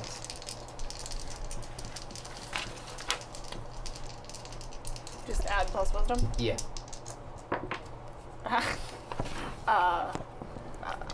It would be What do you- 7 again. 7. All right. Wait, you have a ton of wisdom. Yeah, I have a ton of wisdom. Oh, Yeah. I am not that wise. Which is why I went walking out into. That's why I'm like, how cautious But can I we roll be? well, so that plus my wisdom is a 12. Okay. So Bitches everywhere. the Bitches everywhere. What? Oh, This is a regular Kroger ritual. it is. This is what the god of Kroger demands. Yep. all right, very good. So It's the god of Kroger safety dances, I believe. the good news is that your diligent probing with your quarterstaff detects the sinking bog before you, the three of you, actually step into it. You missed it. From the air and at night, it looks like any other stretch of bog. You're somewhat embarrassed and ashamed as a druid that you did not pick up on this, but honestly, Bitches how everywhere. were you supposed to know? That's the good news. The bad news out of per 7. result of 7 is that it dice adds don't like a me. considerable amount of travel time to go around this portion of the book. You keep like probing and it sinks and probing and it sinks, and so to find your way around the edge, you actually end up sort of slightly backtracking, and then finally you lose about 3 hours going around this thing. So that's one portion of your journey. Let's see how much time. At least if I was on the ground, I probably would have fallen in. As So, we backtrack and go around, I am singing, bitches everywhere, bitches everywhere, bitches everywhere. So Keeping an eye that out accounts for for anything else. basically like 9 hours of travel overnight. Give me one more. You're scouting, you're trailblazing. type of attack. I'll let you go first this time. No. I just jinked myself real hard. Like, there's no way this is a good roll. Oh yeah. Kroger giveth and Kroger taketh away. There were too many bitches everywhere. That's a 3. All right. Awesome. All right, so 5 plus 3 is an 8. That's an 8. All right. That's a little better. So the good news for you is you see this, you feel this chill wind begin to blow through, and because you're up in the air, it begins to kind of buffet you around, and as you look ahead, you can kind of make out through the starlight and stuff this storm front that's rolling in from the east, and it comes barreling down upon you. You guys are caught in the middle of the swamp without any shelter when this storm blows in, and there are flashes of green lightning that strike the swamp around you. You are huddling together to try and stay warm. This thing douses your torches. You try to keep them lit. You manage to keep a couple lanterns covered and lit, but it is pouring crazy amounts of thunder and rain, and you spend a good hour just straight up getting soaked. You are chilled to the bone, and when the thing finally passes, I want everybody to give me. This isn't particularly dungeon worthy, so I'm not going to do that. You feel a little bit of hypothermia, has washed over you, and you're all considered sort of essentially sort of stunned. All right. So you have the stunned disability. Is there any way we can power through, like by doing defy danger? Or is there a recovery on that or anything? Or we're just going to have that the whole... I tell you what, if you want to describe to me what you're doing to defy that danger, then I will give you a defy danger roll. But if you fail it, you may come out worse than just being what, for all intents and purposes, is stunned. And it seems like maybe this rain has some sort of magical component to it. Witches. Which is more than just hypothermia. Witches have sent this rain. So if there's something that you would like to do to defy danger, that's fine. If you botch it, it's going to be worse. You can just accept the fact that you're stunned. Intelligence is at a -1 then? If you so choose. Right? I'm going to get the hell your- out of the your- air. Your intelligence, any intelligence-related rolls would be at -1. I'm just going to take the stun. I'm gonna get out of the air, but I'm taking the stun. Okay. I'm gonna land. I'm gonna try and power through. Okay. Just use your constitution to shake off the effects of this. Is that or are you Powering using through strength? strength. How are you I mean, I gonna could use- do enduring, are you which gonna is use con. Actually, I would allow just a straight up con, but strength you're gonna have to try and convince me what's Right. the active strength that you're doing to resist. I think pouring cold con by rain. enduring is more apropos. That seems reasonable. As a barbarian, as a fellow barbarian, here. I'm from Skaldival. This isn't cold. Definitely. 10, 11, 12. Yeah, so no problem. You stand watch and tend to the kerosene lantern, and the rain just seems to roll over you. You don't even see Ranveig pull her cloak over This her is shoulders. summer in Skaldival. we have seen many a cold winter evening and been exposed to the elements before. Whoops, let's put that in the box. Put that in the box. Have you though? Yeah. 7. 7. All right. So on a 7 for Actually, I defy think I'm going to danger, do some mental fortitude in you there. stumble, hesitate, or flinch. All right.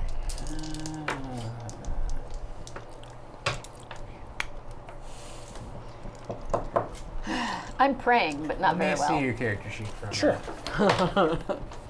I didn't bring enough wine to pray properly. There's no outhouse here.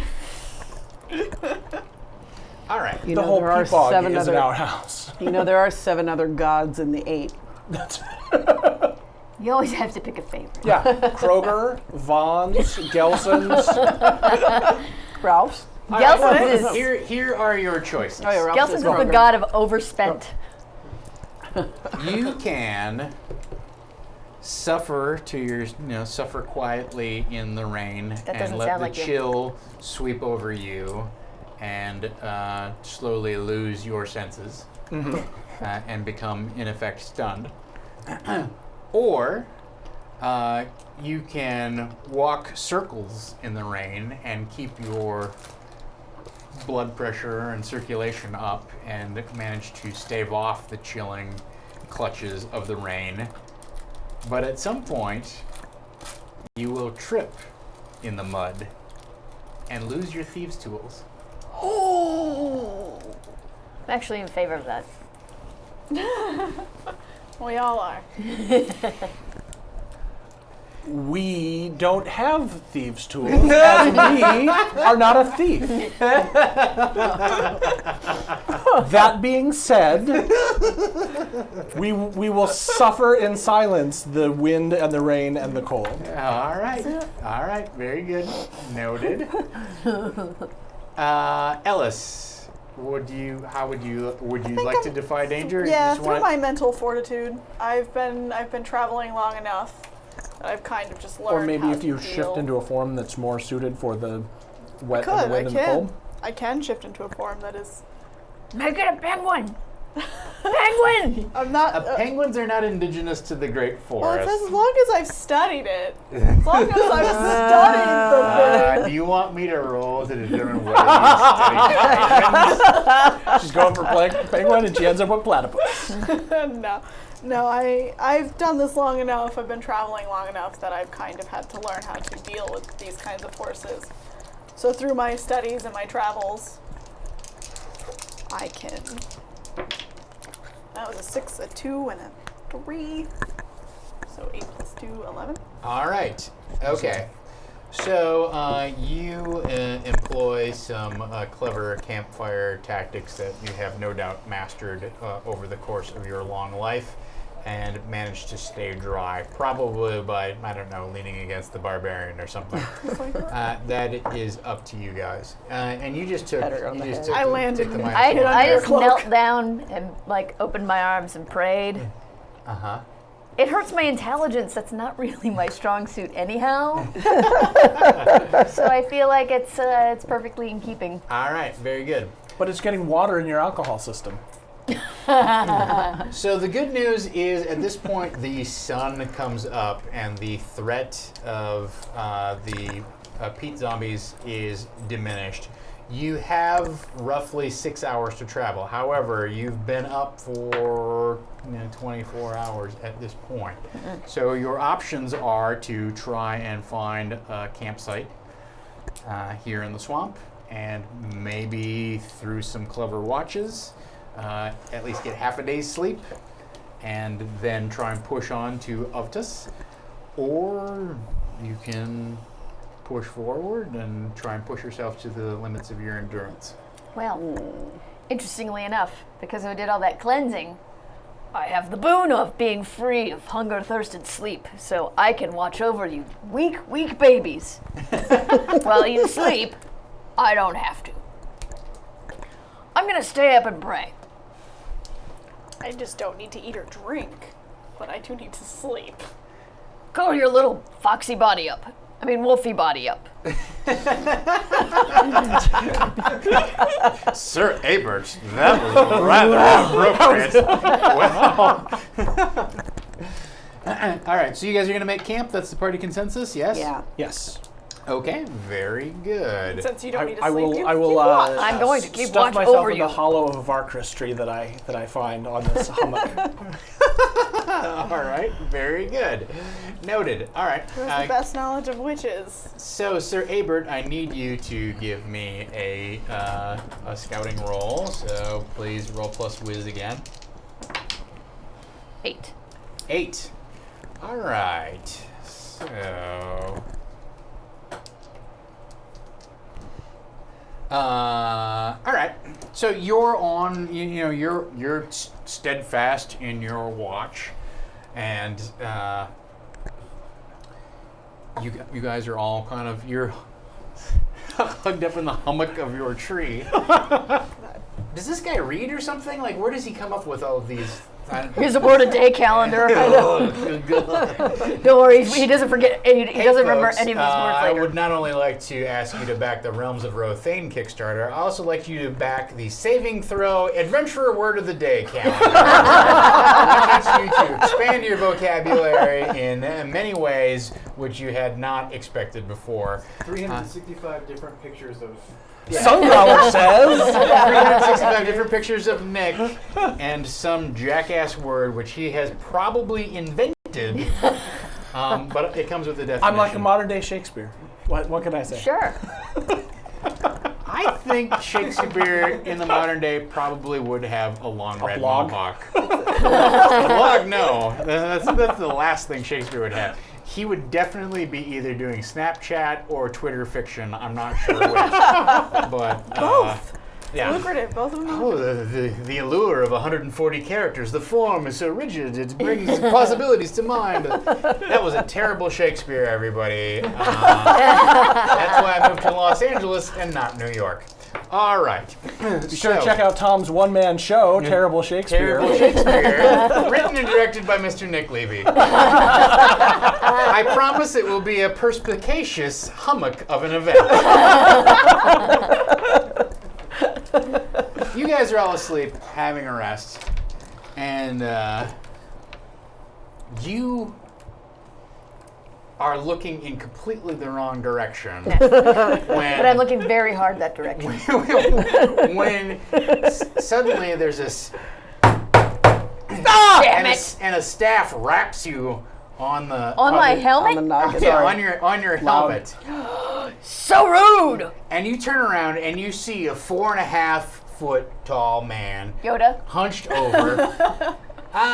Yoda's a little on the heavy side. This guy does have like big, brown, bulbous eyes. He's missing teeth, probably a lot like Yoda. Does not lot. speak or seem to have half the wisdom of Yoda. He's got this upturned nose, snot's dripping out of one of it.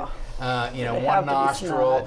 He's got a couple warts on his on his cheek, and he's like, "What are you doing in my swamp?" Well met, fellow traveler, I am Sir Abert Wallace. Highfalutin name for a guy who's in the swamp. It is a highfalutin name, thank you. I've come here to slay the witches and free the people. Don't say them words. Okay? Oh, this is... And then he gets out a needle and he pierces one of his, This seems unsanitary.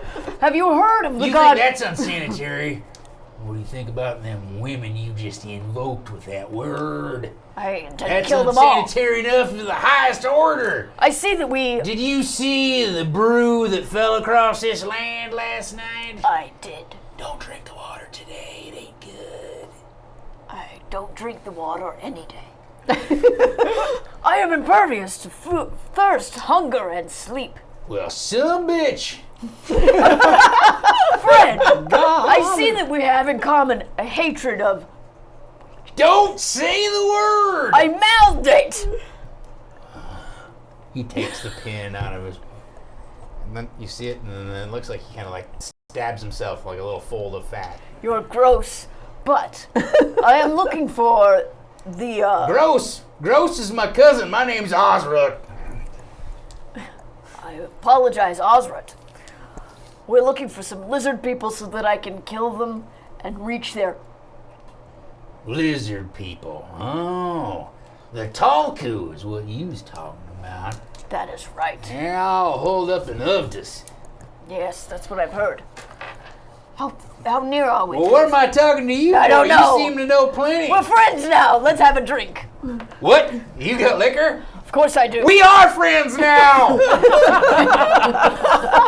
Here you go. There's a bottle for you and a bottle for me. I got it on a twofer from the great god Kroger. Shit, you worship Kroger too? Oh, may his divine light be upon us! God bless you, Kroger, and your great Sunday Weekly! And then you see him rub a little bit. Have you brought enough to bring upon a great purge? I am prepared for multiple great purges at any Today is the greatest day in the history of Kroger's existence! All hail Kroger! The greatest among the 8, who is not the most, but not the least, but certainly the most blessed. Glug, glug, glug, glug, glug. I also will be glug glug glugging. Glug glug glug glug glug.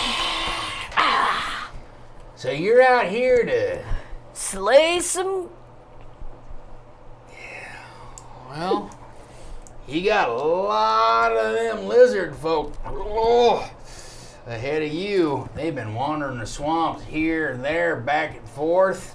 They say they're in league. That's what I suspected. In league with who? The main cult. The cult of Porcus himself. The great god of the undead. He who slew Evrog.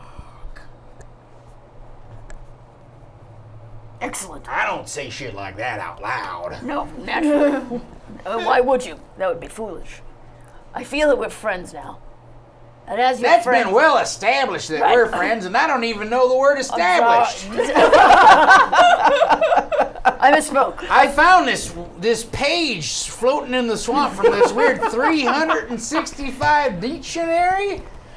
The great prophet Nick Levy sent his holy words upon the waters, and for just $10 you can get the PDF of these great words, or for $35 a fully printed catalog detailing each and every one of them. That sounds like a lot of work for Nick. It was a perspicacious opportunity, I'll tell you that much. Those were the only 2 pages I found. It's the only 2 pages you need is what you mean. I'll drink to that, but I'm out.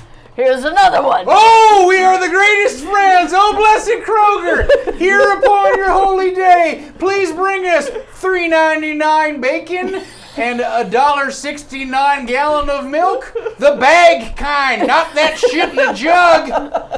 I'll drink to that. Glug, glug, Glug, glug. glug, glug, glug, glug. How are none of us woken up by this? I don't know. That's beyond me. Yeah, We are protected. It is the mystery of the moors. It's possible that this person doesn't actually exist, and it is just an alcohol-induced fever dream. It's possible.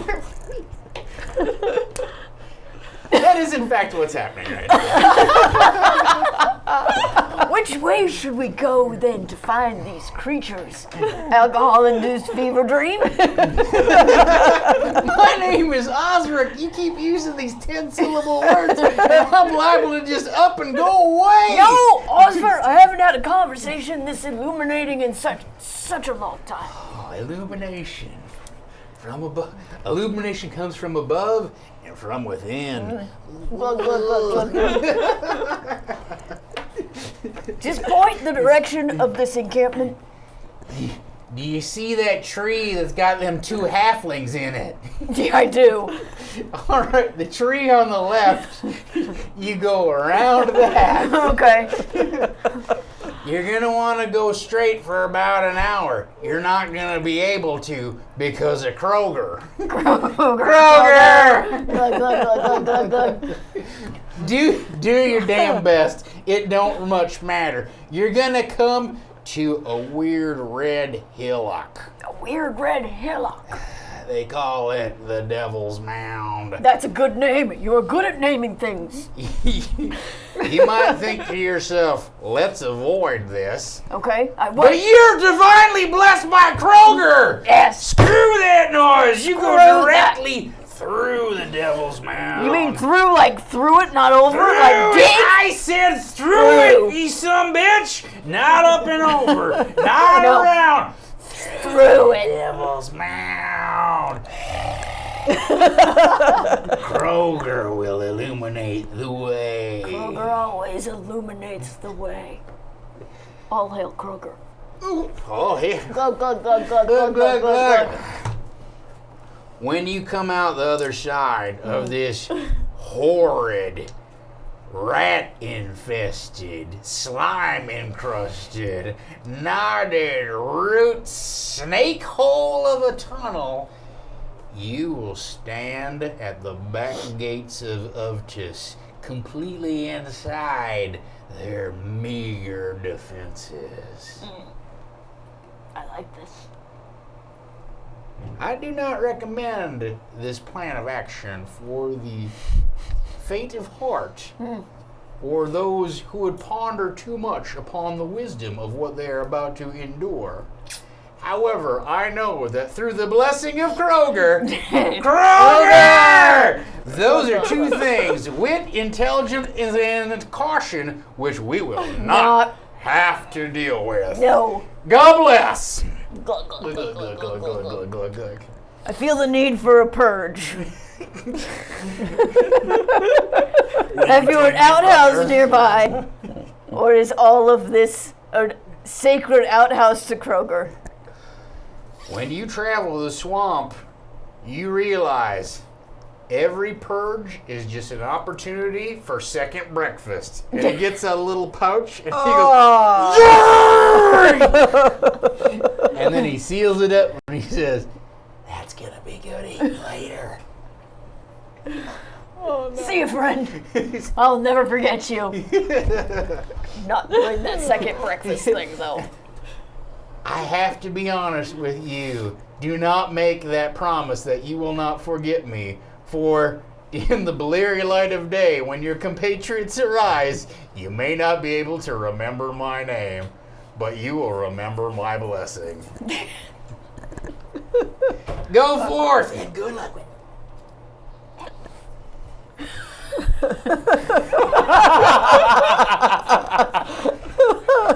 And he takes his little bag and then he picks up this bag of some of the most foul-looking fish that you have off into the swamp.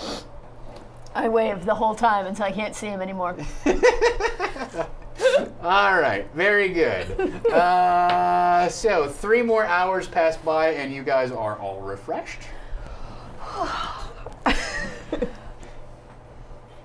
Alright, guys. Are you feeling good? Let's go. Let's do this. Worshipping much? Are you? I was praying while you slept. No. I am preparing for a great purge. It's this close. Let's go. Yeah. We This think way. that perhaps See the left taking tree. care of the purge To the left first tree. might be a good idea. We can't waste time. She can purge on the, or he can purge on the way. Guys, see that tree there to the left? We're gonna go to that tree. And my friend told me to do this, so we're gonna go to the Your tree. friend? Yes. You see, while you guys were sleeping, I was praying, and Kroger brought me a blessing in the form of a tiny little gross dude. Kroger brought a little dude to Yes. the camp, and you did not see fit to wake any of us? We were having a really good time. I don't think any of you could appreciate Yeah, but how many good little this time dudes was. do you know that don't steal things?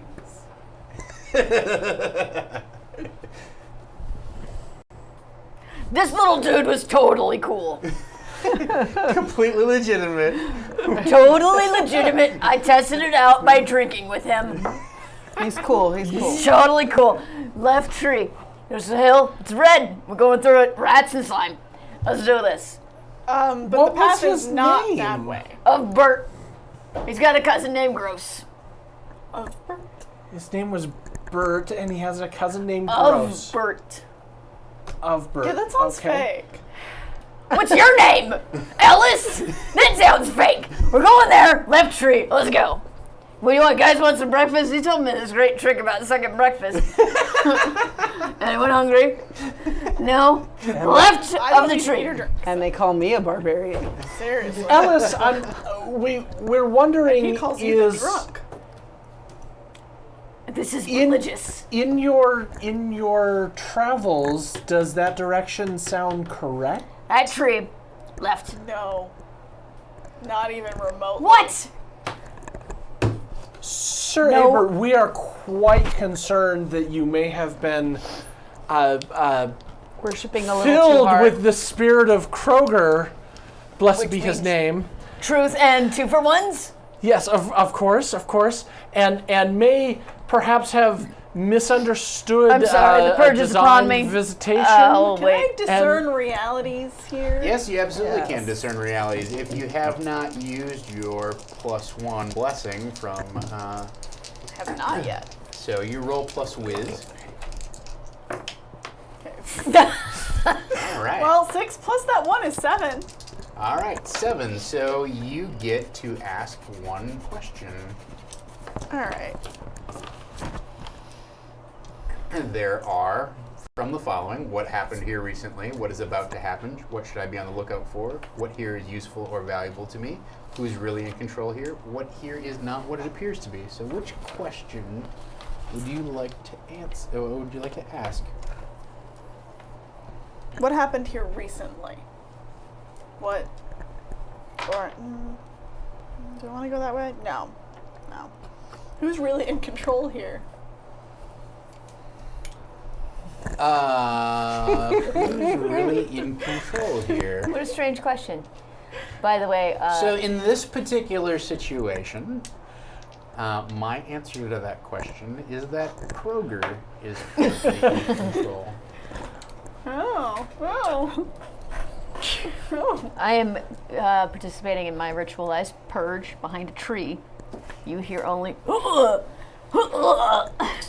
and such. So Kroger. Oh no. You want me to get I it? bump yes if you can. Well, Easier. watch your mic, but yes. Very sweaty. I occasionally say, "Help me, Kroger. Help me purge." So Kroger is actually in control here, In this particular situation, Kroger is in control. which makes me wonder how much truth Avert is giving us. Wait, I'm sorry. Can I try You to seem to discern not realities? believe in Yeah, of Kroger. course. Okay. Plus whiz. Is that better? You've known me for a while now. Oh wow! Ooh. You get to ask 3 questions from the list. Okay. Do a What dance. should I be on the lookout for? You should be on the lookout for a large red hill. Okay. What here is not what it appears to be? Your disbelief in me. Here's not what it appears to be.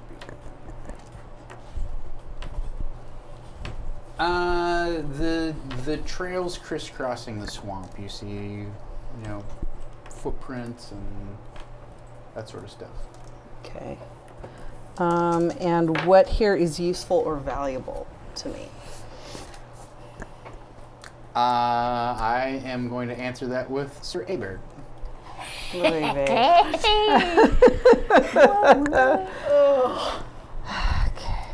I'm done with my purge. Ellis, Kroger perhaps you may wish to check this direction, if you don't mind. Apparently, it seems that Abert might actually have some sense here. Tree to the left. There's a red hill, Devil's Well, Hill. are there tracks going that way? Do you see any? I see tracks crisscrossing, right? But Yeah, do I see throughout any the in that? swamp, though, Oh, right? throughout the swamp. And Ranvig, do you concur with Sir Abert's colorful description of the direction we should be traveling in? Some of the tracks that you see are like a trail that looks like it was kind of the direction that you were intending to go, as far as you can tell. Although with the storm overnight and then resting and whatnot, like and all of you, well, not all of you, but some of you being stunned by the the rain that swept through, it's a little bit Hard to. hard to tell exactly what that's the direction you were intending to go, was along those trails. What she is saying is not the opposite direction, but definitely like if tangent. you were to go this way, it would be that way. To the left of that tree. That tree. To the left. No, I mean, Big Red Hill. I could do some scouting ahead. Yeah, if you could do some scouting, that would be helpful. It hurts me that you don't just believe me and automatically do what I say. I'm gonna go into my wolf form. Ranveg believes in Absolutely in believe practical you, Sir matters. Abert. It's just that we have an expression where I come from, and Yeah, you it can make is this. that loosely translated, trust but verify. So Ellis, what are you attempting to do? I'm going to turn into a wolf. Okay. I'm going to just scout ahead for a minute, sniff around, see what might be that path. Okay. See if I see any hints of a potential other person even coming our way. So, so before you do that, I just want to clarify something which didn't necessarily fully get communicated, which is this hill that was indicated is like an hour travel away. It's not like something where, like, so is the intent that the party moves in that direction and you just move ahead a little bit? Or are you going off by yourself to go see where this thing is and you're going to come back to the camp and report it? Oh, So I was could thinking more fly. likely that you could fly. Yeah. I'm gonna turn into a hawk. All I'm right. gonna fly that way. And see what's up. Okay, so that's Ooh. a 9 plus 3, so 12. All right. So you hold 3. I'll just give you one. Ah. So I am flying to see if I even see a red hill anywhere. All right, and so I think I'm going to use one of your holds for that sort of like your eagle eye kind of like scout vision, right? Okay. So go ahead and give me plus whiz on that. Okay, so 5 plus 2, 7 plus 3, 10. 10. All right, so 10 plus. Nice. So you do see this hillock that was described to you by Sir Abert. What is less clear from the ground, but is far more clear when you see it from the air, is that it's part of what looks like maybe some sort of giant root system that weaves its way through the swamp and heads actually in the direction of Uftus. So you can tell that this is Not a complete pipe dream. not a complete pipe dream. But when you look at it from the air, it doesn't remind you so much of a root as maybe like a giant blood vessel. Even better. So it's definitely dangerous. I do not get a good feeling from this thing. I mean, you're in the blood peat moors. You don't get a depends good how you- feeling from anything. Depends how you feel about blood It vessels. is you not, know. there's no place in the swamp where you're like, let's start a, Yeah. hey, wouldn't it be great if we just, started catching fish and wandered around and talked to random paladins who happen to be standing on watch? No, that's not a good idea in the swamp. So, So I'm going to return with this information to you guys. I keep telling you. So yes, there is a red hill. Right? It does exist, and it does actually look like a system that would lead us directly to Uftus. Let's go. But Stop thinking and talking. Let's go. as many things in this moor, it does not look safe. That's why we should be in it. Go. Is there anything else from your weird, drunk-induced Kroger dream of yours that might help us if we do decide to go this way? Help us. Is there something that he said about First this of all, I hill? object to if we decide to go this way, we're going to decide to go this way. I have already decided. Second, he told me it's the way to reach the lizard people, kill them all, Yeah. and that they're controlled by the cults of the poor Chris's health. Okay, but Main cult. Did he mention anything about once you go inside?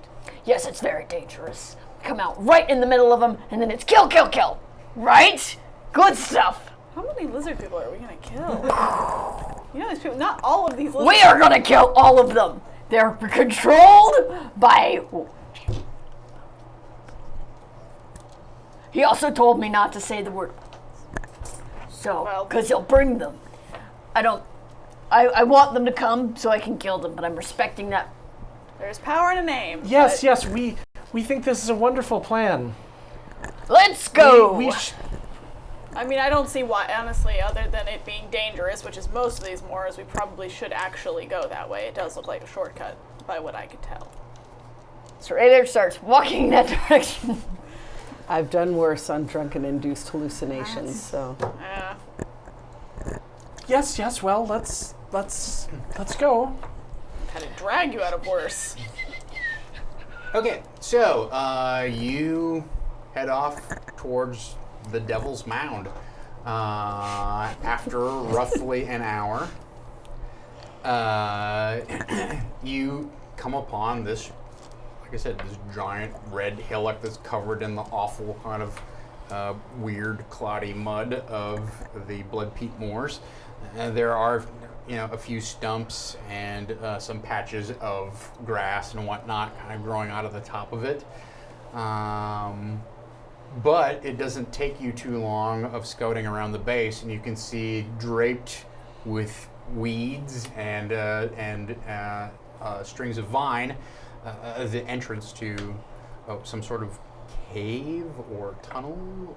As we discover each of these things, Sir Abert says, I hate to say I told you so, but I told you so, I told you so, and then I told you so. I'd like to discern reality if you hate on to this, say it so much, entrance Sir and the Abert, overhanging. why don't you stop saying it? For your benefit, I'm edifying you. That'll be 10. 10. So you get to ask 3 questions off the list. What is useful or valuable to me here? Going into the tunnel. So as you're examining this weird kind of cave-like system, right? You can tell that it does, in fact, from what Ellis described to you, it does in fact seem to be sort of a giant organic tube. And although there is standing, swamp water and fluid in the bottom of it, you doubt that you're likely to kind of like fall through the bottom of the thing. Like, traveling through the swamp has been extraordinarily tedious, because even in the parts where you're like, we're wading into the water, schlucking through the mud takes a lot of exertion. Not so much for you because you're riding on Sir Abert's shoulders, but takes a lot of exertion. And then when you're not schlucking through the mud, kind of humping through the grass is, again, like a lot of work, and you never know if what you step on is then going to end up being solid. Whereas this seems like it's a stable surface to travel on, although it is dark and unwholesome looking. And is this Evok bloodroot? Or is there Evok bloodroot around this this giant bloody one vessel? of your questions. Well, that's what I was really asking for. What's valuable here? What's valuable here? Oh, okay. Yeah, all right. So that's what you're getting at. Yeah, so you can see little patches of this bloodroot kind of... there's places where it's kind of scarred and hanging, like patches of it growing off and things like that. So there's definitely pieces of it that you could harvest along the way. Okay. Mm-hmm. So if we'll call that 2 questions, then I say what the last one would be is what here is not what it appears to be. The air coming out of the thing, you were guessing that it might be safe, but it has a foul tinge to it that does... It looks like there's maybe more to it than it just being... than just being a dark, dank cave, right? It seems like there's something I think you're a poisoner, is that correct? Yes. Yeah, so there's something a little, just barely perceptible. There's something a little foul in the air the draft that's coming out of this thing, and there's definitely like a slight breeze coming out of it. Okay. Sir Aber, you said that we should go through. In we go. There's something not right about the air that is coming through, and we have smelled such tainted air in the past, and it has not been very healthy. We think that perhaps another route should be found. We understand that this, of course, was a divine visitation, but From Kroger. but the very essence of what we would be breathing would just not be healthy for any of us. Couldn't we follow, if the hill follows the entire cave system, couldn't we just walk on top of the hill? We could try. Definitely try. Well, there are places where the hill system actually goes underwater. So this root system undulates. How big is this tunnel? Like, It's about 9 feet tall. it's 9 feet tall. Huge. It's huge. Yeah. Like, we can just walk in standing I up. mean, I'll just go now. So the one time I'm going to trust you on something here. Now, where have you dealt with this in the past? Is it poisonous? Could it be deadly to us? It may be. I can't. We can't quite tell what it is from here, but it does not smell as though it would be beneficial for any of us. Although there are many things about Honeyfoot I do not trust, I'll be honest. I do trust his sense of self-preservation. That's a good point. I understand what you're saying. I understand what you're all saying. Because you weren't there, and you didn't talk to him. And I'm sad for you that you didn't. 'Cause he was a pretty good guy, actually. And once you get past the wart piercing and I don't know what all. Don't ask. Never mind. But what is this place we're in? This dead god, half living, half dead, stuck in between. And suddenly we're in a system that looks like veins. Says I. Might these not be the veins of a god? Might not the smell be the rot of a god's flesh that's not quite dead yet? We are exactly concerned about that. That's why we should go. That's where adventure is. That's where danger is. We have killed nothing. Nothing. Yeah, but I don't want to kill ourselves. You guys, We agree with this. You are And It timid is- party. It is not honorable to die that way. I need to die on the battlefield if I'm going to do it. But is this not the greatest battlefield? The divine fight? Oh, why are you all so scared? death is pretty terrifying. It's not something exactly Ronfig is not scared of death, You know only something? dishonor. I respect your beliefs, Ellis, but I hope that someday you will see the true way is to not be so afraid of death, because Kroger is watching over us, and he will just take us up into the great sail isle in the sky. I'm gonna outlive you anyway. What can I do to mitigate the potential problem that I sense?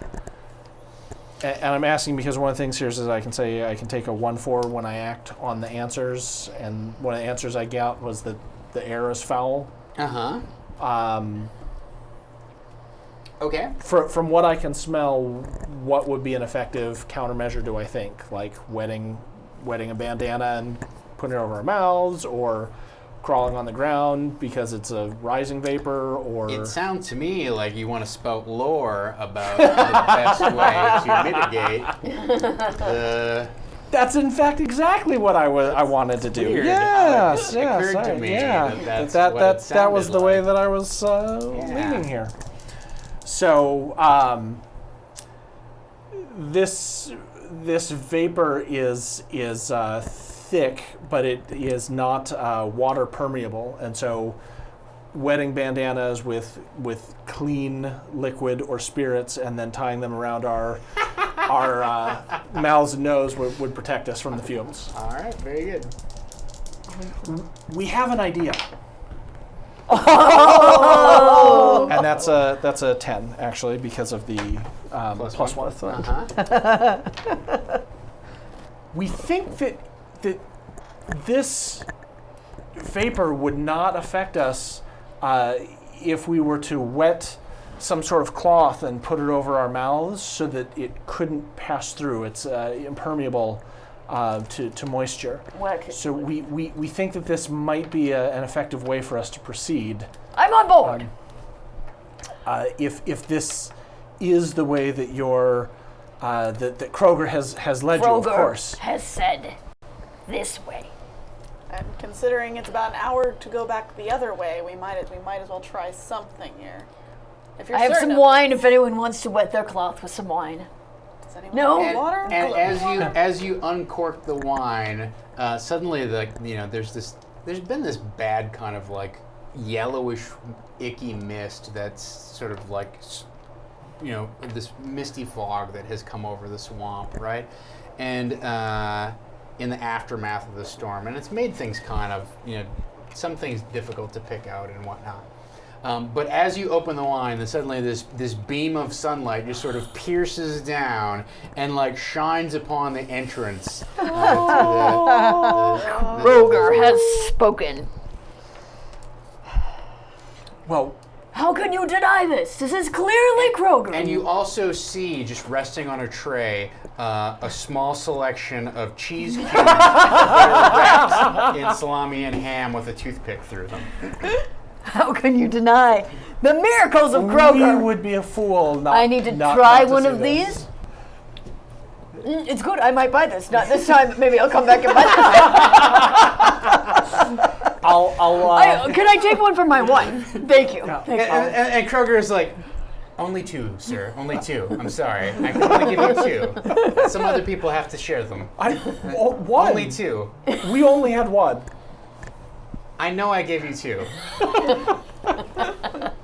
I will hold out a bandana for you to pour the wine, which is obviously blessed, in order to tie around my mouth.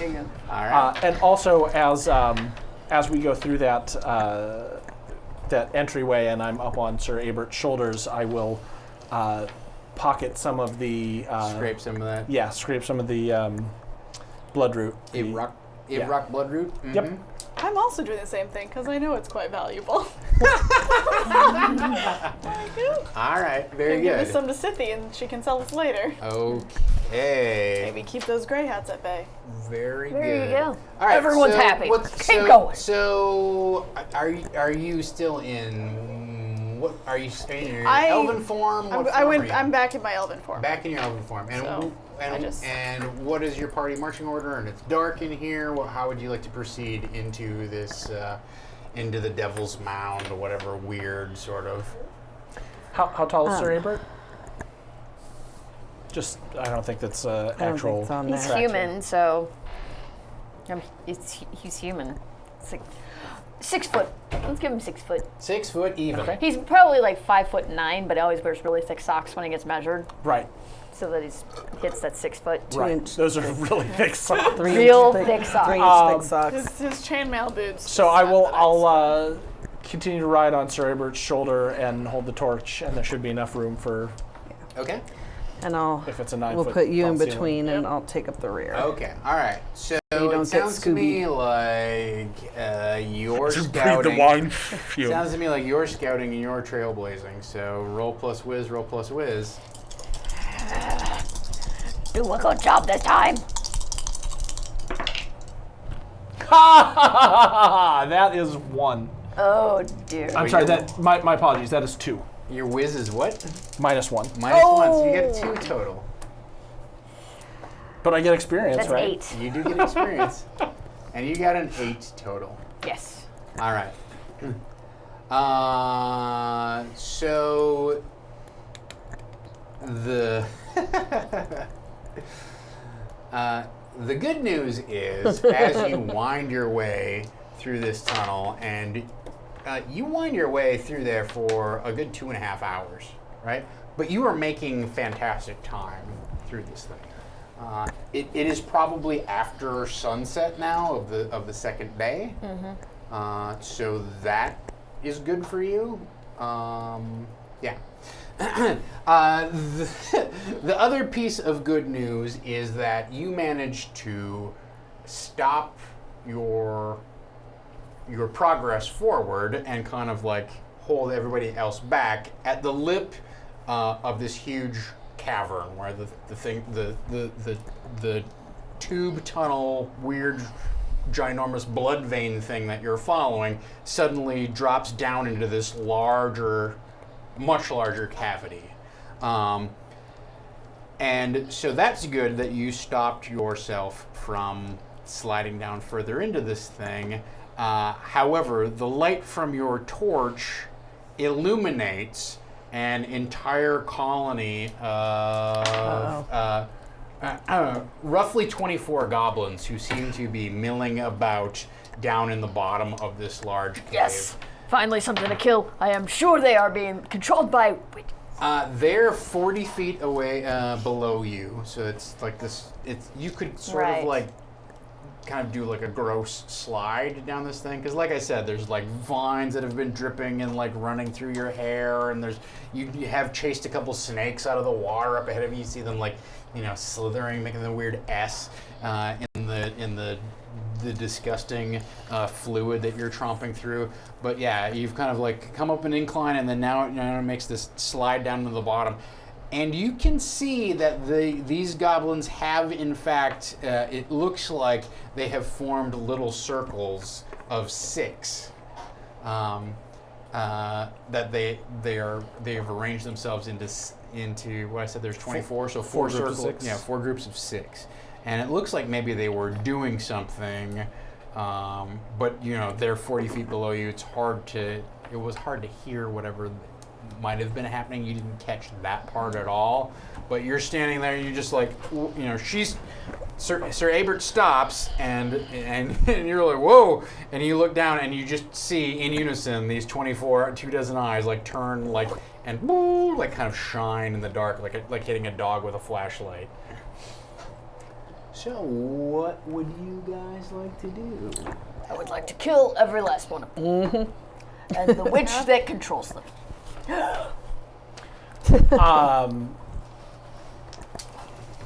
It is time. In this cavern, you said there's a way that we could like slide past them all. You can't slide past them all. You can slide down to them where they are, because they're 40 feet below you. Is there like a path around the side then, like another route that we could take?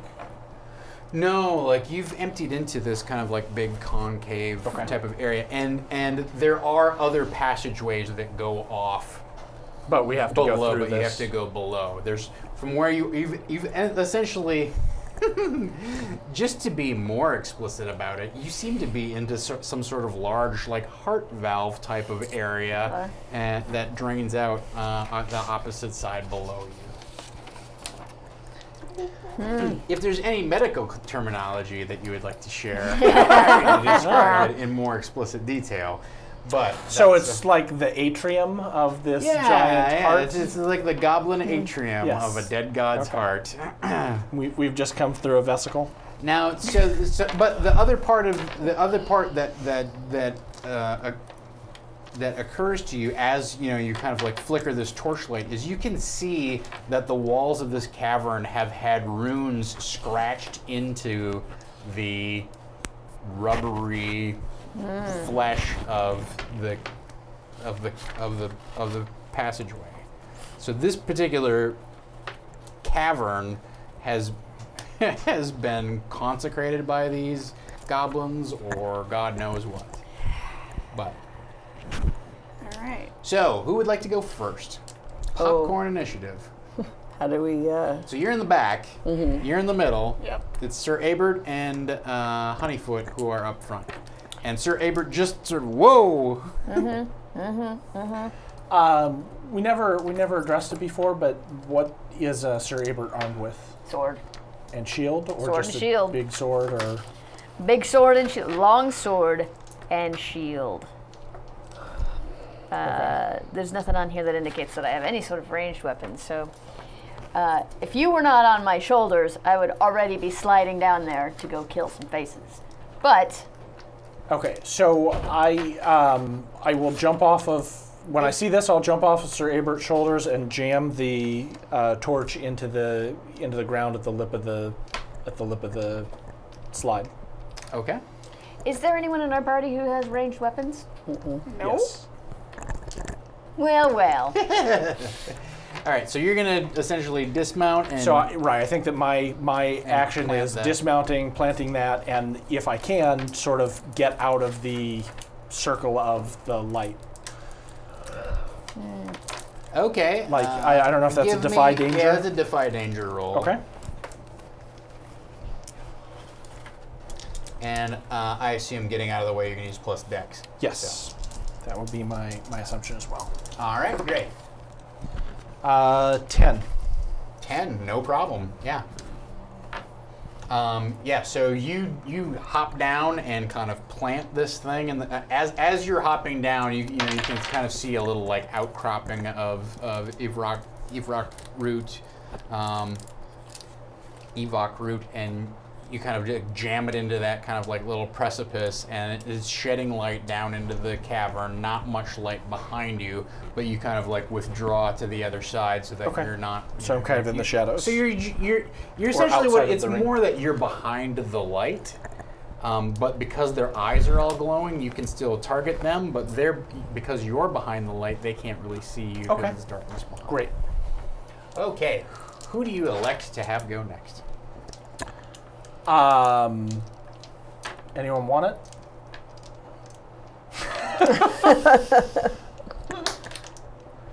Go ahead. Do it. Okay. I get around these guys Sure. and I slide down, pulling my sword out as I go. All right. That's a defy danger roll. So for defy sure. danger or hack and slash? That's defy danger. Okay. I mean, you have to Down. make it to. It's 40 feet down. Like that is Okay. not a trivial amount of distance to get down. Okay. But even though it's not a straight, steep plummet, even though it kind of like is a sliding thing, I will either give you. It's largely a dex-based thing, so give Okay. me defy danger with plus dex. 9, 10. Sure. So yeah, you go swooping down, not an issue, and draw your sword along the way, bellowing with barbarian might. And there is a cluster of goblins like at the foot of this thing. So, do you want to engage these? Oh, 6 yes, I goblins, do. or- So that's hack and slash. 6, 7, 8, 9, and then my +1 that I haven't used yet. Okay, great. So 10. that's 10. Nice. All right, roll your damage. All right, yeah, that's a D10. 6. I don't know if I have a plus to my damage. I think I have a +1. Okay.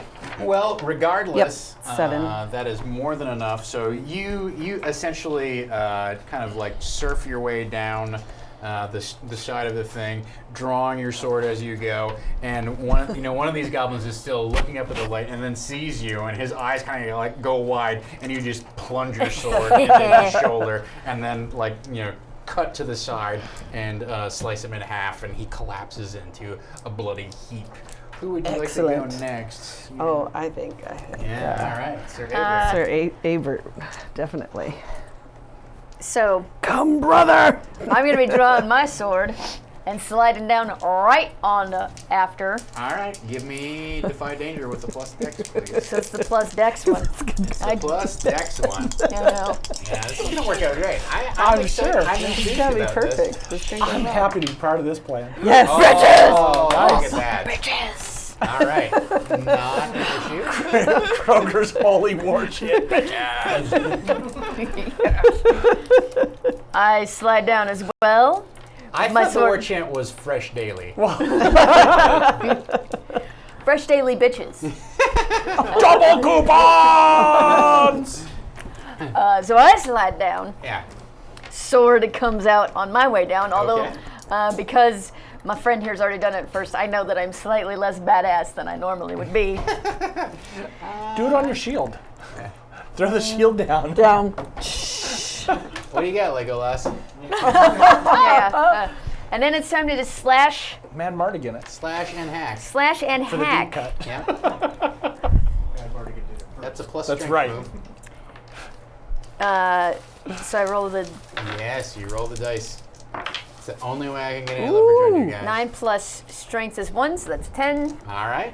Roll your damage. Now my damage is I get a d10 for damage, but I also get Holy Smite, where I get a Holy plus Smite. 1d8 damage. Do you want some Okay. dice in there to calibrate? Sure. Wait, what happened to that d10 I had out specifically for this occasion of killing things? Was it over here? There it is.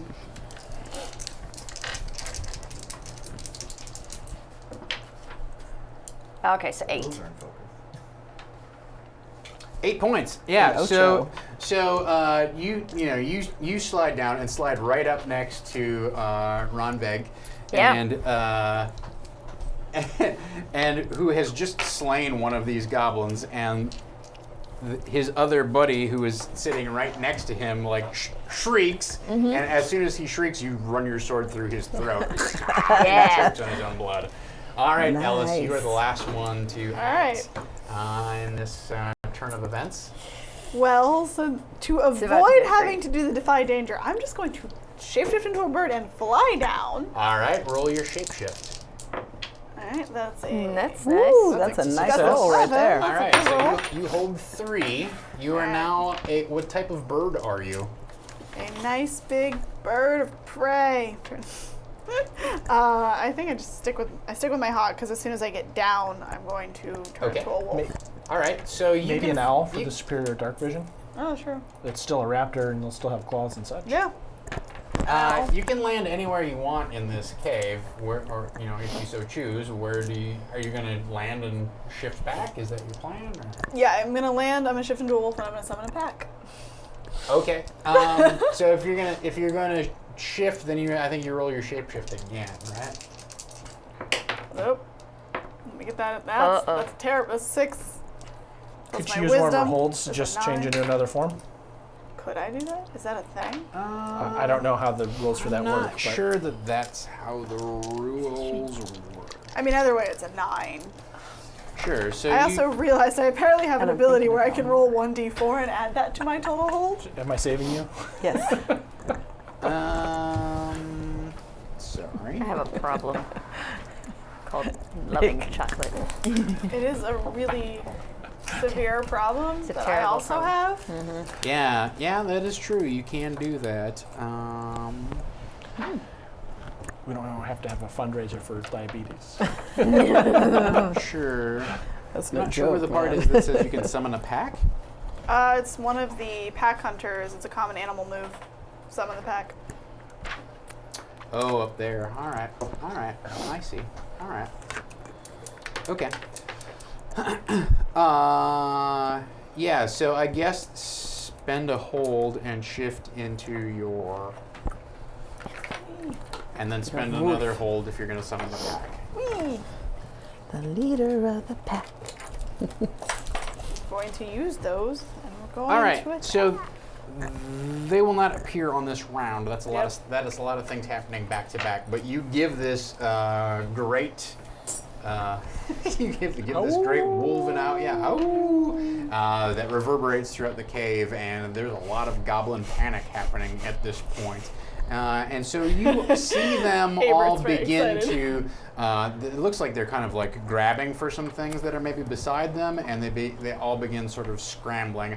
But you can definitely make out that some of them are grabbing very small short bows.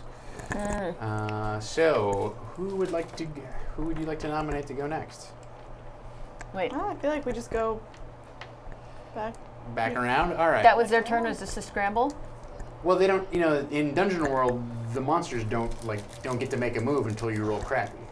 Oh. Yeah. That's the Well, So- We're well. doing all right right now. Nick, why don't you go? All right. And I'm Honeyfoot, it is your turn. I will volley. Okay. Take aim and shoot an enemy. 6 and 3 is 9. Okay. So I succeed, but you're going to offer me some sort of a choose one. What I will choose is that I will just take whatever I can get, a minus a d6 damage. Okay. So I'm a d8 plus 2, and then I will subtract a d6 from that. 2 points of damage. Okay. So you wing one, but between the modest amount of leather armor that it's wearing and the inaccuracy of your shot from being so far up, and now they're not all looking at you, so it's a little difficult to pin them down. You hear one yelp, but you definitely did not drop that guy. Okay. All right, Runveg. Ronvig, I cry a challenge to my enemies. Oh, well. What are you waiting for? You wimpy little goblins! I second the motion. Okay, so I roll plus my con. 5, 6, 7. Okay, so a few, the weakest or most foolhardy among them, fall prey to my taunting, and they treat me as the most obvious threat. So just Okay. a few of them. So Sure. they'll come to me, All right. and I take plus 2 damage ongoing against them. Okay. Well, wait, I don't know. Oh no, that's only if I do the 10. But they'll fall prey to my taunting and come to me. Okay. All right. Very good. That's your whole move? Well, is that my whole move, or do I don't hack know. and slash as well? I'll give you a hack and slash as well. And they're just goblins, right? You see Ooh, that? for 5. So- Ooh, it's only a 5. Mark XP. Mark XP. That's the good news. They're just goblins. They're just goblins. What could possibly Wimpy happen? little. All Oh, right. I'm glad I got that 2 out of the way on just goblins. So hang on. So did you take additional damage from your challenge or whatever, or that's just what happens? No, that's just what happes. Okay. Just tanking them. All right. So you take 5 points of damage. Your armor negates Flesh wound. pieces of that, but a bow shot rings out, twang, and hits you. All right, Sir Abert. Well, I am going to do my I am the law, where I give an NPC an order based on my divine authority, which in this case is law. Kroger says, "Put down your weapons and let me kill you." I know the last part. They're not inclined to do that. Yeah. Put down your weapons. And so, this is plus my charisma, which is crazy high, and I haven't been Crazy high. using Crazy high. Well, 7 plus 3 is 10. 10. Ooh, Okay. nice. So what does that move say? On a 10, okay. On a 7 plus, they choose one, do what you say, back away cautiously, then flee, attack you. On a 10 plus, you also take +1 forward against them. Okay. I don't know So what you that have means. +1 against the Oh, against the goblins. okay. So that's the whole thing. They What basically, was on the 7 to 9? I'm sorry. they choose one, do what you say, or back away cautiously, then flee, or attack you. Oh yeah. So they back away cautiously and begin to flee. But you have +1 going forward against the goblins as they begin to kind of like scramble out of this place. All right, Doesn't work. Ellis. All right, so I've got my wolves now. Yes. We are going to attack. Going to start tearing. So your wolves start showing up. Yeah, you hear the sound of wolves howling, and they begin. You see. You see probably 4 of them come out of this side passage.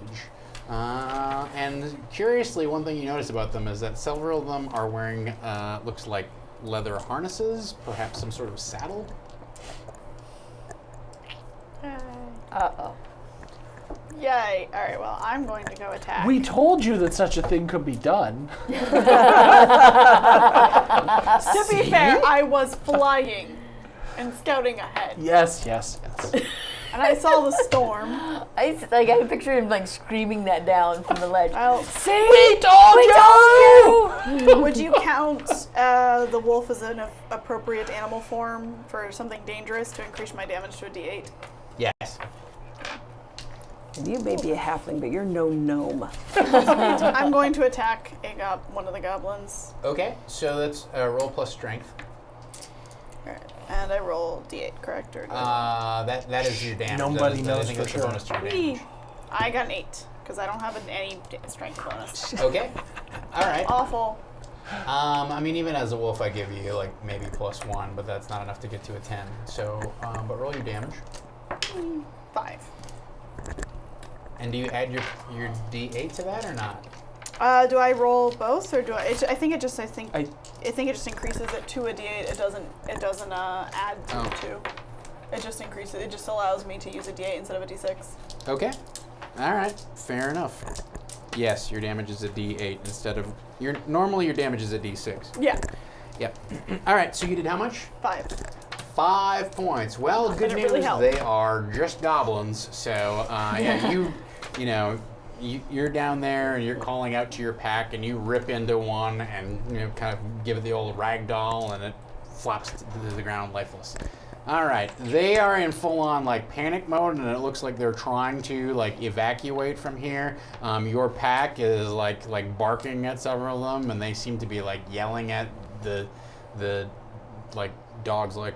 The wolves, like, what's wrong with you is kind of what you gather. So there's a lot of confusion, there's a lot of screaming, and there's a lot of yelling and running around. All right, Honey High Root, what would you like to do? I will take this opportunity to harvest more of the bloodroot, and then slide down the hill with my All compatriots. right, defy danger for me, please. Easily. Oh wow. All right, very good. Not a problem. Sweet. Rumvaig. All right, Runvig is still fighting. 8, 9, 10, 11. Roll your damage. 6, 7. All right. 7 points. Easily slays another one. Your sword strikes true and crushes the goblin. Hack and slash. Yeah, bring it. No. What do I add to that? Your strength. Plus strength. 1, so that's a 7. 7 total. Well, you just crossed over the threshold from something bad happening to something kind of bad. Yeah. happening, right? Yeah. Yeah. So you roll your damage. 9. All right, you do plus D8 when you're on a quest? Yeah. Wow. All right. 9 Holy points. smite. Yeah, you completely obliterate one of these goblins. No problem. You slice into its rib with your sword and you pick it up and then knock it on the head. That's not an issue. What's more disturbing to you is that as you pick this goblin up and slam him on the ground, you can see what looks like a small token of something kind of roll out of his hand, and you realize that all the runes that have been etched around the cavern here, it looks like these 6 goblins were sitting in a 6-pointed circle. So they're witches. And you can see that the little token that rolled out of his hands looks like he was maybe clutching a miniature spear. And there's a couple other of these things laying around at the other positions where the goblins were before they began running away. Witches. No, you weren't Goblin supposed to witches? say it. I know, but I want to make sure. We all know what I'm talking about here. Ellis, the goblins are rapidly evacuating the cavern under your furious onslaught and the way that you apparently have charmed the wargs that they normally ride. So, what would you like to do? I'm going to attack again. Do some more hack and slash. Oh, what? Okay, that's an 8. Then if you're counting me as a wolf with +1, 9. 9. All right. Oh. All right. Nip However, one on the butt. that's a D10, not a D8. Oh, So, Oh, there you go. There you go. Oh my god, I feel There embarrassed you go. right oh, now. it's okay. I I was trying to work the system. Nope. No. System. I just Let count. this be a lesson, everyone. This is. I haven't had enough caffeine That was today. a Ben roll. So right there. you nip one and kind of drag him to the ground. And as embarrassed you do now. I should've done you can see that We've all done it. You grab the rug and you're like, ah, great. it looks like they are all going out kind of this other passageway. So there's the one the wargs came out of, or your fellow wolves came out of, and then there's this other passageway that leads in a different direction. And you can see them. You see one of these guys, these little goblins, pull on something, and you hear this noise. And in the dimly flickering light of the torch that you have left behind as you slid down, you can see 8 large, multifaceted eyes kind of staring down at you. At least it's not Spider a or cockroach. cockroach? It's a spider. That's It's a right. spider. Cockroaches don't have the 8 eyes. All right. I'm sorry. Honeyfoot, what would you like to do? Oh no.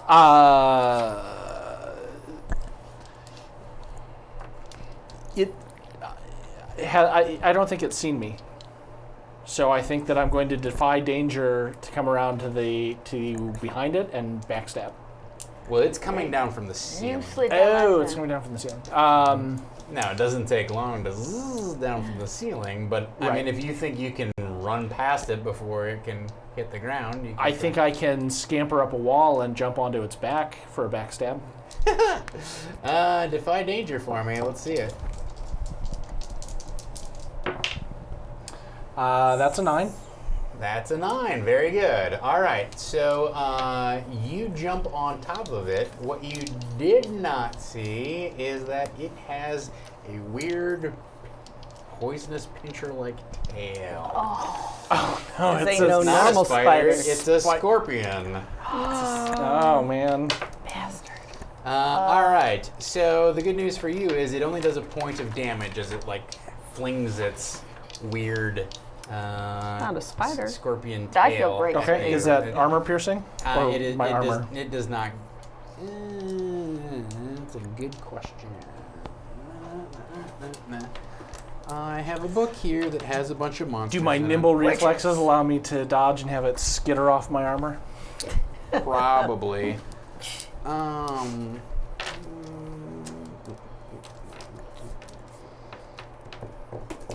Yes, it was only a point, so that's fine. You do not get pierced by the horrible stinging tail. Ranve, what would you like to do? Ranve. The goblins are quickly there's a couple of them that are kind of cowering in your presence, but the rest of them it looks like they have evacuated the cavern in a particular direction.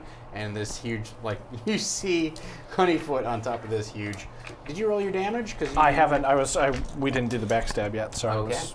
Wait. Oh, you just did the defy danger thing. Yeah, to get there. All right.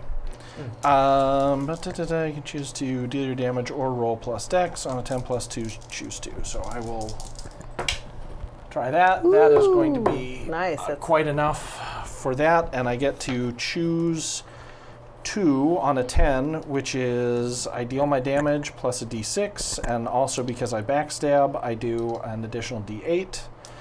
And I will also reduce its armor by 1 until it heals that. So it's a Okay. thing. So that'll be 11 points of damage. Okay. You wound it grievously, but it is still going.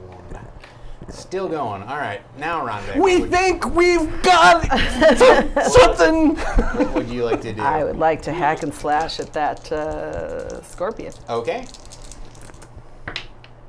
That's an 11. 11 Sure. plus 12, 13, 14. You charge over there, no problem. Okay, and because it's a 12 or more, on a 12 plus, deal your damage and choose something physical your target has, a weapon, their position, a limb, they lose it. So, Okay. yeah. So, What wait. would you like to choose? I got to do my damage. Whoops. Or not. It would have been awesome. So close. Okay, so 6 damage, and it loses its stinger. All right, you slice the stinger clean off. It chitters in an unnerving screech. What would you like to do, Sir Abear? I want to kill some more goblins because they're witches and I hate them.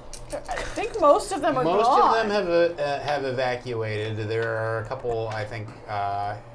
Yeah, they've largely. There's like maybe 3 or 4 stragglers. What about the ones who are running towards her? Well, now they saw Now they're running away. the scorpion. Yeah. So there's I a gotta couple kill a left. There's a scorpion? couple left that you can attack if you so choose, or there's the giant scorpion thing. I guess I'll just kill the scorpion thing. All right. But it's not a witch. It's not. Sounds well, how so do you know that? disappointed about it. Bitch. It was sent by a witch. Scorpion witch. A scorpion witch. I'm There cool could be a with scorpion king, there could be a scorpion witch. Yeah, why right. not? that. Okay, so that's a 10. Let us not mention that scorpion. All right. I Very said good. if, it's a hypothetical. Okay, so.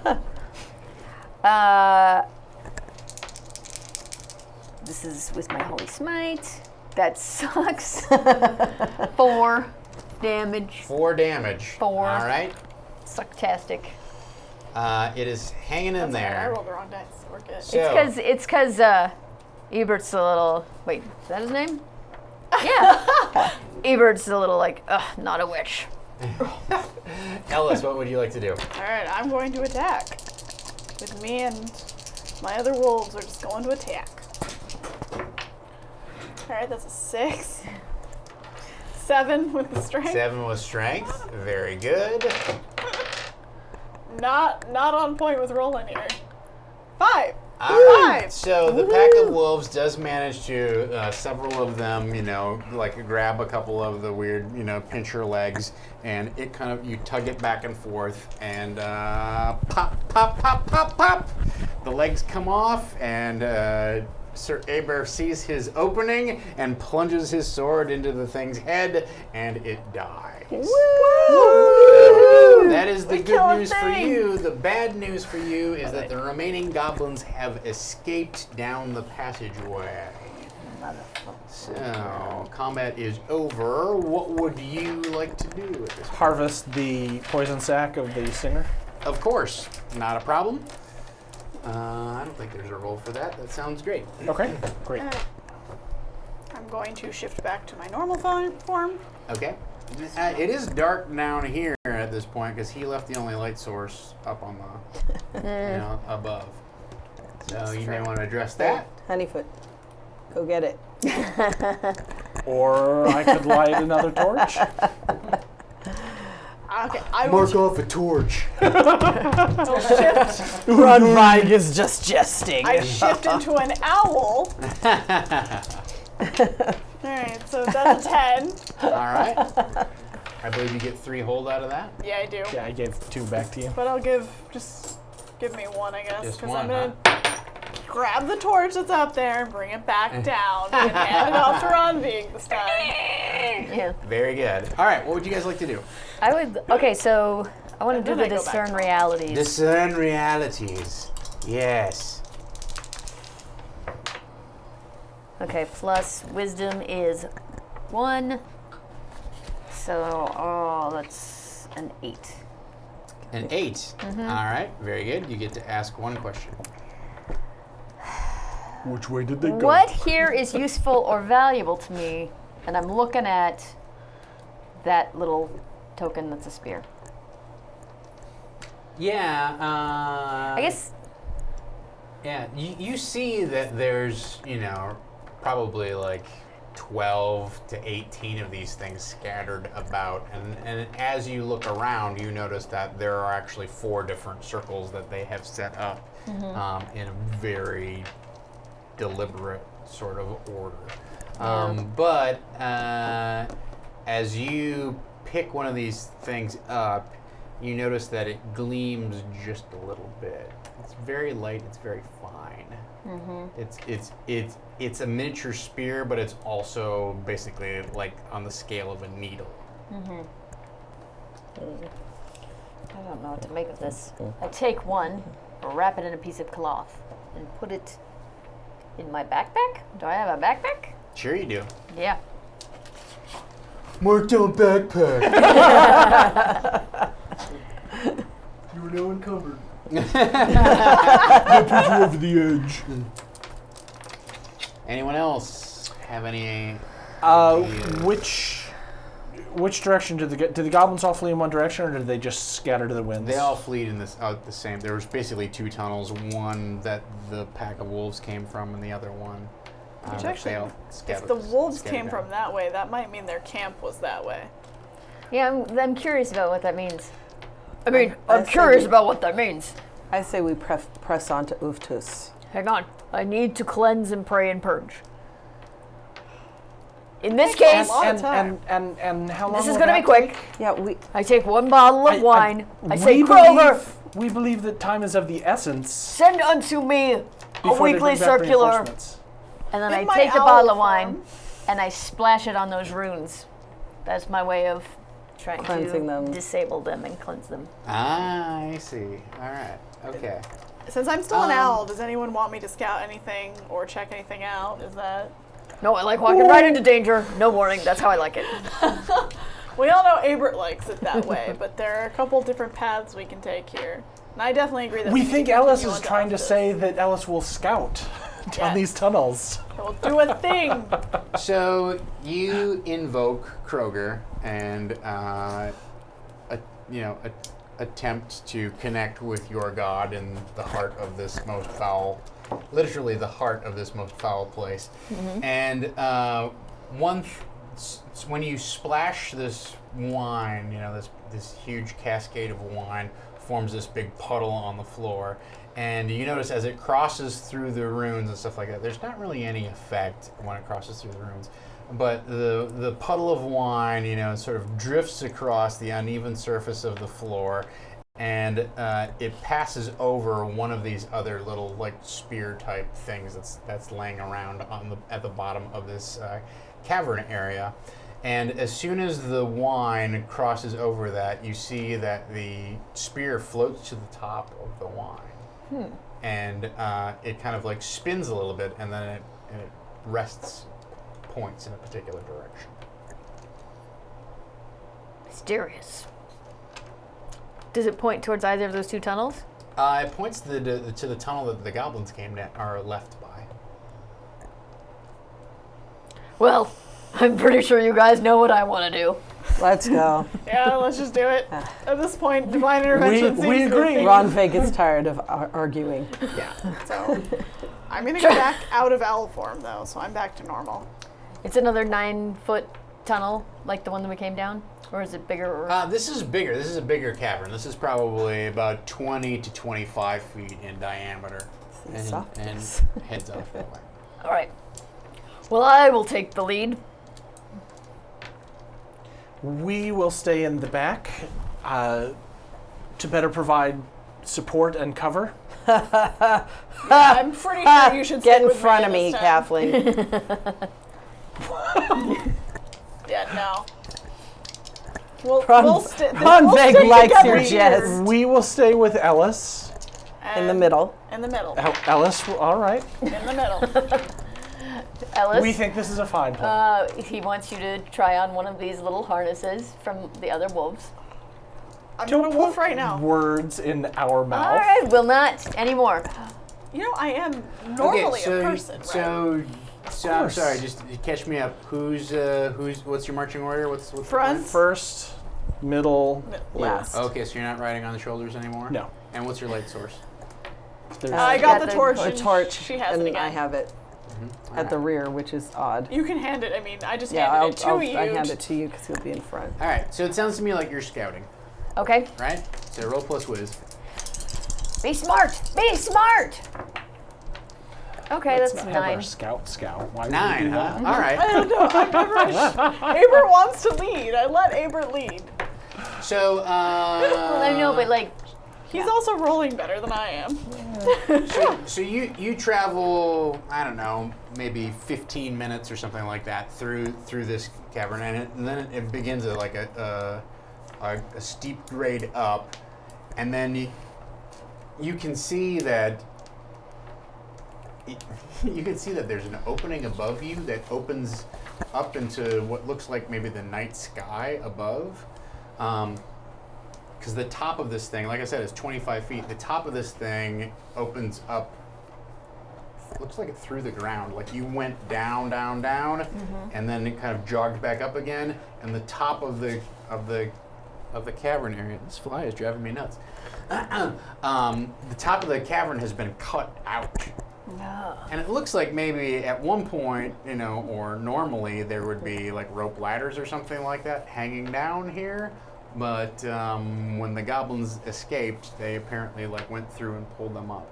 You can see some sort of strange greenish light flickering through the huge 15-foot hole that's in the top of this thing. But it's 25 feet above you. You can see that it probably opens up into some sort of area of solid ground or something, but you can see the sky above you. There's not water or anything coming down. Yeah. Ellis, would you be able to fly up there and perhaps retrieve one of the ladders, or take a rope with you and tie it off so that we can reach the summit? Yeah. I can do that. Become a big old bird. Can I be an albatross? I'm going to assume that you've seen an albatross and you would like to be an albatross because albatross sounds funny. That's really the only reason I want to be an albatross. Then there was a poem about it at one point. All right, that's a 9. I get plus wisdom though, so 12. Okay. All right. So your albatrossness, you fly up and out of this hole. The good news is that you narrowly dodge the arrow shots that come after you, because it looks like there are several goblins who have been sort of put on watch around this hole. But your eye is more taken by the large red pyramid which stands in the center of this town square and is at the top, at the apex of the pyramid. You see what look like 3 tall, rangy female figures circling, walking in a circle around something that's being struck by green bolts of lightning from the sky. Whee! All right. Cool. I can get. Am I able to get a ladder without getting hit? Is that a thing? Get to the thing. That sounds like a defy danger thing. It is a to me. defy danger thing. I'm assuming it would be a dexterity thing. Yes. Whee! 9, 10. All right. So yeah, you are able to swoop down and knock a couple of the ladders over the edge. They come down. Who would like to go next? Let's go this way around the table. Let's do it. All right, Honeyfoot, what do you got? I will scamper up the newly dropped rope ladder. All right. The goblins are going to close in and start taking shots at you as you guys climb these ladders. So give me defy danger. Okay. I will just be moving very fast. 6, 9. All right. So it's a little bit of column A and a little bit of column B. Let's see. Let me see what's. All right. So that's not good. So you begin climbing up this thing, and you see a couple of the goblins take shots at you. Those shots go wide. They're goblins. They're not very good shots. But that's not the part that worries you. The part that worries you is you see two of them like lean over and kind of like confer for a moment, and then they yell across the pit, and like da da da, and you hear something like, "Oh, okay," essentially in Goblin, and then one side of the ladder goes shwoomp, and you're climbing essentially like a rope with some handles on it now, but they've clearly cut like one side. Now, the good news is she knocked a couple in, right? So there's 2 ladders, but what would you like to do? You've gotten most of the way up yours. Okay. I'm gonna climb up the other ladder. All right, defy danger. Do you want to do it by powering your way Powering up? Or through. Powering through. Ooh, well, that's a 5. That's a 5. Mark experience. Mark Experience. Hooray. experience. So here's the thing, which is This is how we learn. You grab the ladder and you climb most of the way up, and as you are getting to Did the it have top, to be most of the way? it just ka-chunk, and the whole like a Looney yeah, Tunes. and so you fall and take 7 points of damage. Youch. It's, it's 25 feet down. That's a herder. That's a herder. Sir Abert. How hurt are you? I'm 13 out of 24. But I have potions of healing, so. Well, I can also lay hands on you. And it will be slightly sexual. Ladies. Do you want me to try to heal you, or what's the deal, like, would the potions cover you? Because I can also want to try this other thing. I don't know. It says 2 potions of healing. I don't know how much they heal. I will look it up while Sir Aber is trying to decide what to do. So do what you need to do. I'll heal. Well, I want to use I Am the Law to yell up to the goblins, "Throw me down a ladder! Throw me down all of the ladders!" Okay. In the name of Kroger! Oh. He who stalks the tall shelves, throw me a ladder. Kroger. Emotets.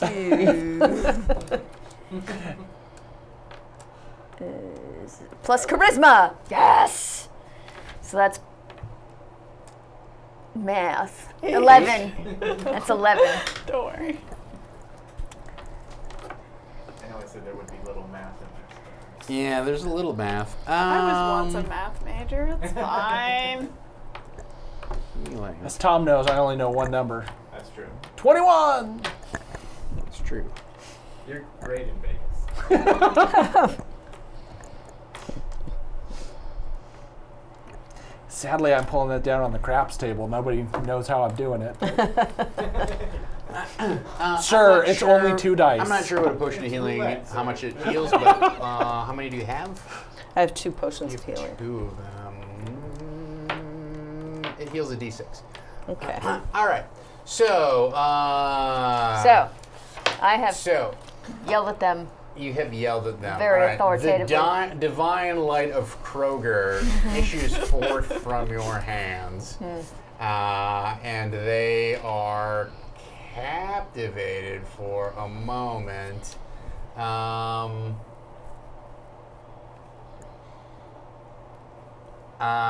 They don't throw down the ladders because they don't really fully understand what you're saying, and they also don't worship Kroger.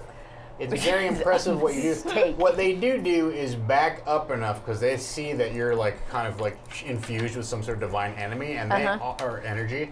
They all get like very like skittish and cautious about this, and they leave you an opening where there's other ladders hanging around. Where if you want to try to swoop down, you may do it. That is what I'm going to do. That is a defy danger roll. 6 plus 1. 7. 7 is just enough for something good, but also something bad. Whoa! You knock a ladder down into the opening. Guys better not break it. And that's the good thing for you. The bad thing for all of you is that the goblins at this point sort of break ranks, and you see 3 of them kind of racing over towards the pyramid. No. Honeyfoot. I scamper the rest of the way up the ladder, and then I would like to, if I can, still then volley towards the ones that are running towards the pyramid. Okay, great. So defy danger initially to scamper, no, or what do you want to do? You can I'll let you just scamper up at a. Nobody's taking shots at you, so it's not a ton of danger. Okay. Don't worry about that part of it. Go ahead and make your volley. We will volley. That is probably not going to be enough. 6. That is a straight up failure. 6. Marking XP. Woo! So you take a shot. The bad news is those goblins are moving a lot faster than you think, and they are actually tromping up halfway up the pyramid at this point. Do you want me to mark an ammo? Climb. Sure. Power through. 7. It's a 7. All right, that's fine. It is difficult for you to climb one of these rope ladders. It is a very clumsy affair. You swing back and forth a lot. It is literally just sort of like a free hanging type of deal. It takes you a lot more time than you expected to get to the top of this thing. Looks like maybe those goblins are getting very close to them. What would you like to do? Well, so you took the one ladder. You can climb up after Ronvig, that's fine. Okay, I'll climb up after. Then, Yeah, it's just that Ronvig is, slowing Like, you both yeah. down. yeah. So that's. Ron Vegas, sorry. Oh, don't worry. Don't worry. Maybe Ron Vig kept you from getting too high on the ladder. Yeah, pretty Taking much. Too much damage. Either Dex or Strength, you pick. Strength, since a 5. That's a 5 total, huh? Yes. All right. Give me my XP. Yay, XP! Yeah. For our ongoing campaign. So the bad news is that the goblins reach the top of the pyramid, and you see one of the witches turn around, and she raises her hands above her, and she says, "You shall never retrieve what has finally come to be ours!" And she points a crooked finger down at Honeyfoot and strikes you with a hex blast. Not a hex blast. X blast. Just like Cyclops. That is 5 points of damage that ignores armor. You are scorched mightily. Yeah, and you can see that a whirlwind of swirling clouds begins to spin around the top of the pyramid. Ellis, this is buffeting your half owl, half albatross form.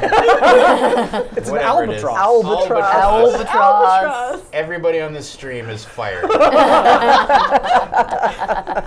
Ellis, what would you like to do at this point? You are. Am I capable of attacking one of these witches? 'Cause- You tell me. All right, well. You're the one in albatross form. I That was not something I decided. I am capable of attack because albatross are big and strong birds. So Yeah. I'm gonna go after. Okay. But they don't have claws, so you will But be they've got- going with the peck. They've got a wicked beak though. Yeah, it's a thing. You are going straight up peck. So I believe you have to use one of your holds in order to make an attack. The rhyme of the ancient bear. I do it. Do it. Peck it. Go for the eyes. Peck an eye. Peck a witch eye. Woo! There it is. Nice. 10 for what? A witch eye. Witch. I don't know if that adds one to my strength or not. It doesn't matter. 10 and 10 and 11 are all the same. So you succeed without any sort of consequence, dire And consequence. You do a am I- D8 worth of damage. All right, where's my? Where did it? There it is. Ooh, nice. 6. Excellent. Unfortunately, these witches of Porcrus seem to have extraordinarily iron-hard skin. Ooh. So you dive down and do this furious attack on this lead witch who's just zorched your friend. And normally this would, like, a normal common man would absolutely be killed by the pure impact of this strike. But this witch just sort of like reels back a little bit and then kind of like, bats at you with her arm. She is wounded, but she is not. These people are fighting the witch. She is not. She is not down. Trying. All right. So, For Honeyfoot, once, what do you Abram, got? aren't you proud? I will apply. I'll apply a Serpent's Tears poison to an arrow Okay. and volley at the witch. Okay.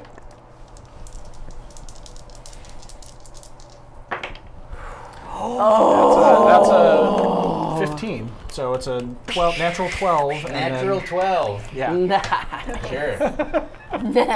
for whatever that's worth. The effect of the Serpent's Tears is anyone dealing damage to the target rolls twice and takes the better result. Oh, okay. So I'll take that 8 plus 2, so 10 points of damage. 10 points of damage. All right, so you quick get a little vial out of your package, out of your belt pouch, your secret pouch that has all of your business tools. Right, exactly.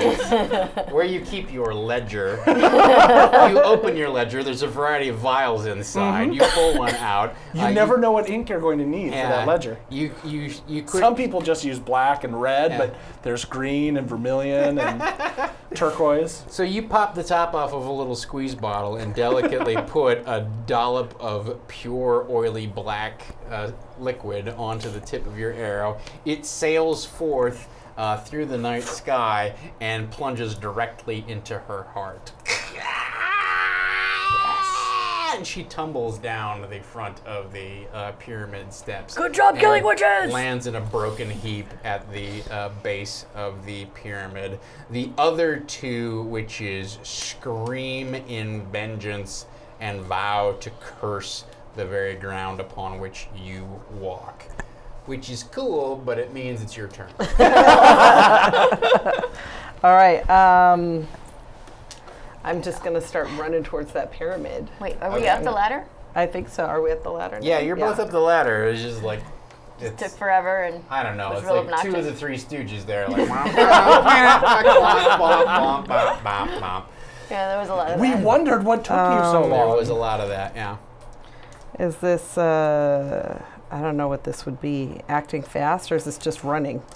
I feel like you're just running, so you're just going to try and close the gap, and that's basically I think Okay. what you're going to be able to do this round. Likewise for you, Saint Yeah. Sir Abert. gonna be doing the- something special. Did you call me Saint? Because I feel that is in my I feel like it might be coming. All right, Ellis, in your Thank you. albatross form, you have sort of like I guess you're sort of perched, or I don't know exactly how this works. You make this diving attack and you hit her, and then I don't know. She swats me Yeah, away you kind because of I like annoyed you're her. flying a little bit around the time. Like I said, now the cyclone is beginning to kind of bust up, and you notice that the lightning strokes aren't going as like they're not coming down and they're not hitting the spear precisely. Go ahead. What would you like to do? I can't do any damage to the witches, so I'm like, Why not? Oh, We had no difficulty. I have, there's only so much I can do with a beak right now. I can. They all say. Yeah. If I had a nickel for every time someone told me, there's only so much I can do with a beak. You know what? Change into I'm going to go after and pull one of the witches away. That's going to be what I'm going to try and pull one of the witches away from because I can drag enemies aloft. Okay. Ah. That's interesting. So that sounds to me. I'm guessing it defied danger, but Yeah, that kind of sounds like a defy danger to me. Witch house. alright. Okay, 9 plus my dex, I'm guessing. Well, it's probably gonna be more of a strength thing. You're trying to drag her away, Okay. right? Well, yeah. So Albatross is So, well, not a lot of strength. So 9 in total is what it's Okay. gonna end up being. That's fine. So Alright. you pull one of the witches kind of like off balance a little bit, and then kind of like drag her off to the side, away from her other coven mate, I guess, or whatever you want to call it. I don't know the actual dictionary word for a fellow member of a coven. We're going to Shakespearean, Yeah. the weird sisters. I That's stopped true. Weird sister. So you have pulled her. There's typically there'd be 3, a maiden, a mother, and a crone. So which one did I drop, and which one did she go for? You dropped the maid. All right. Well, are you going after the crone or the mother? She went, Why she do you went know after so the much about mother. witches? alright. So that's fine. So you pull the mother off, and she kind of stumbles a little bit down some of the steps of the pyramid, but she's just off kilter a little bit. She's not taking damage or anything like that. The crone, seeing that she is alone atop the pyramid, She's a and crone and she's alone. She's a lonely, only crone. grasps the spear. Oh dear. Ew. And you just see her entire form glow with kind of this eerie, like golden light, and the This is not even my final and the form. and an arc of green lightning strikes the back end of the spear and kind of illuminates her for a moment. So that's pretty cool. Your turn. Makes her hair like.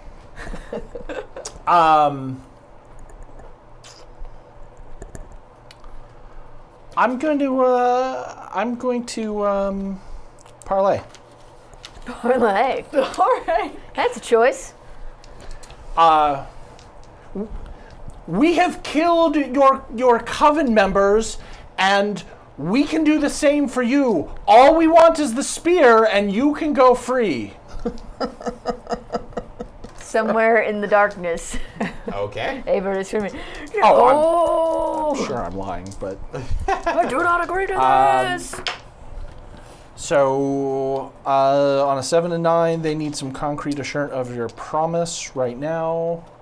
That's 8, 9, yeah. So, so they don't believe me right up. She doesn't believe me right up front, but she needs some sort of promise from me. I'm not entirely convinced you can. Can I not parlay here? Begin a parlay in the middle of a combat. All right. I mean, I can just shoot her if you'd prefer if I do that. I mean, you can make the offer, but just give us the spear and then we'll let you go. Is that your? Yeah, that's my pitch. That's your pitch. I feel like we're in a very strong All right, position. so she says, "Tell your friends to stand down, and we will consider such an arrangement." Halfling. Is she also from my tribe? She's not using the royal we. She's referring to her sister. Is the one that I shot rising? Because then the other one's knocked over by. She just pulled off. She's pulled off. Oh. I didn't She's kill pulled her. off the top. Yeah, she didn't kill her or I just anything knocked like her that. down. She just yeah. She's just kind of inconvenienced. Yeah. All right, so you hear this. What do you do? I keep running. All right. I don't trust these witches. You can get there this round if you This so is why choose. I find you to be a friend, but you don't find me to be a friend. No, I find you to be a friend. I just find your ways strange to me. I can accept that. I poured wine all over the walls, Yeah, exactly. You know. and I had a vision of a small I guy. just know something very bad follows you, and I'm pretty sure I just followed you into it. Yeah, he poisons himself every night, and you're not so down with that as a Run barbarian. bag. Run big. Are you going to strike? I am going to strike. All right. Go ahead. Nice. 8, 9, 10, 11. 11. Roll your damage, please. Damage. 10. Woo. And aren't 11. you +1, 11? 11. All right. I was just taking glory in that natural 10. You smite her mightily, she still has some life force left, but you see her, feel her. She shrieks in pain as you plunge your sword into her ribs. She rears back with the spear. What would you like to do? I would like to like her hack pain. and That's slash. just a taste of what we can do. All right, go ahead. Give us the spear. Okay, so quick question. So I have Rifle this with the dead. ability that is set up strike, where I can choose an ally and their next attack against the same target does extra damage, and then I also have Holy Smite, which is giving me the extra 1d8. Can I do those simultaneously, or I have to choose one? I think you have to choose I think you one. have to Well, then it's choose. going to be the bigger damage one. Uh-huh. Sorry. No. Holy striker.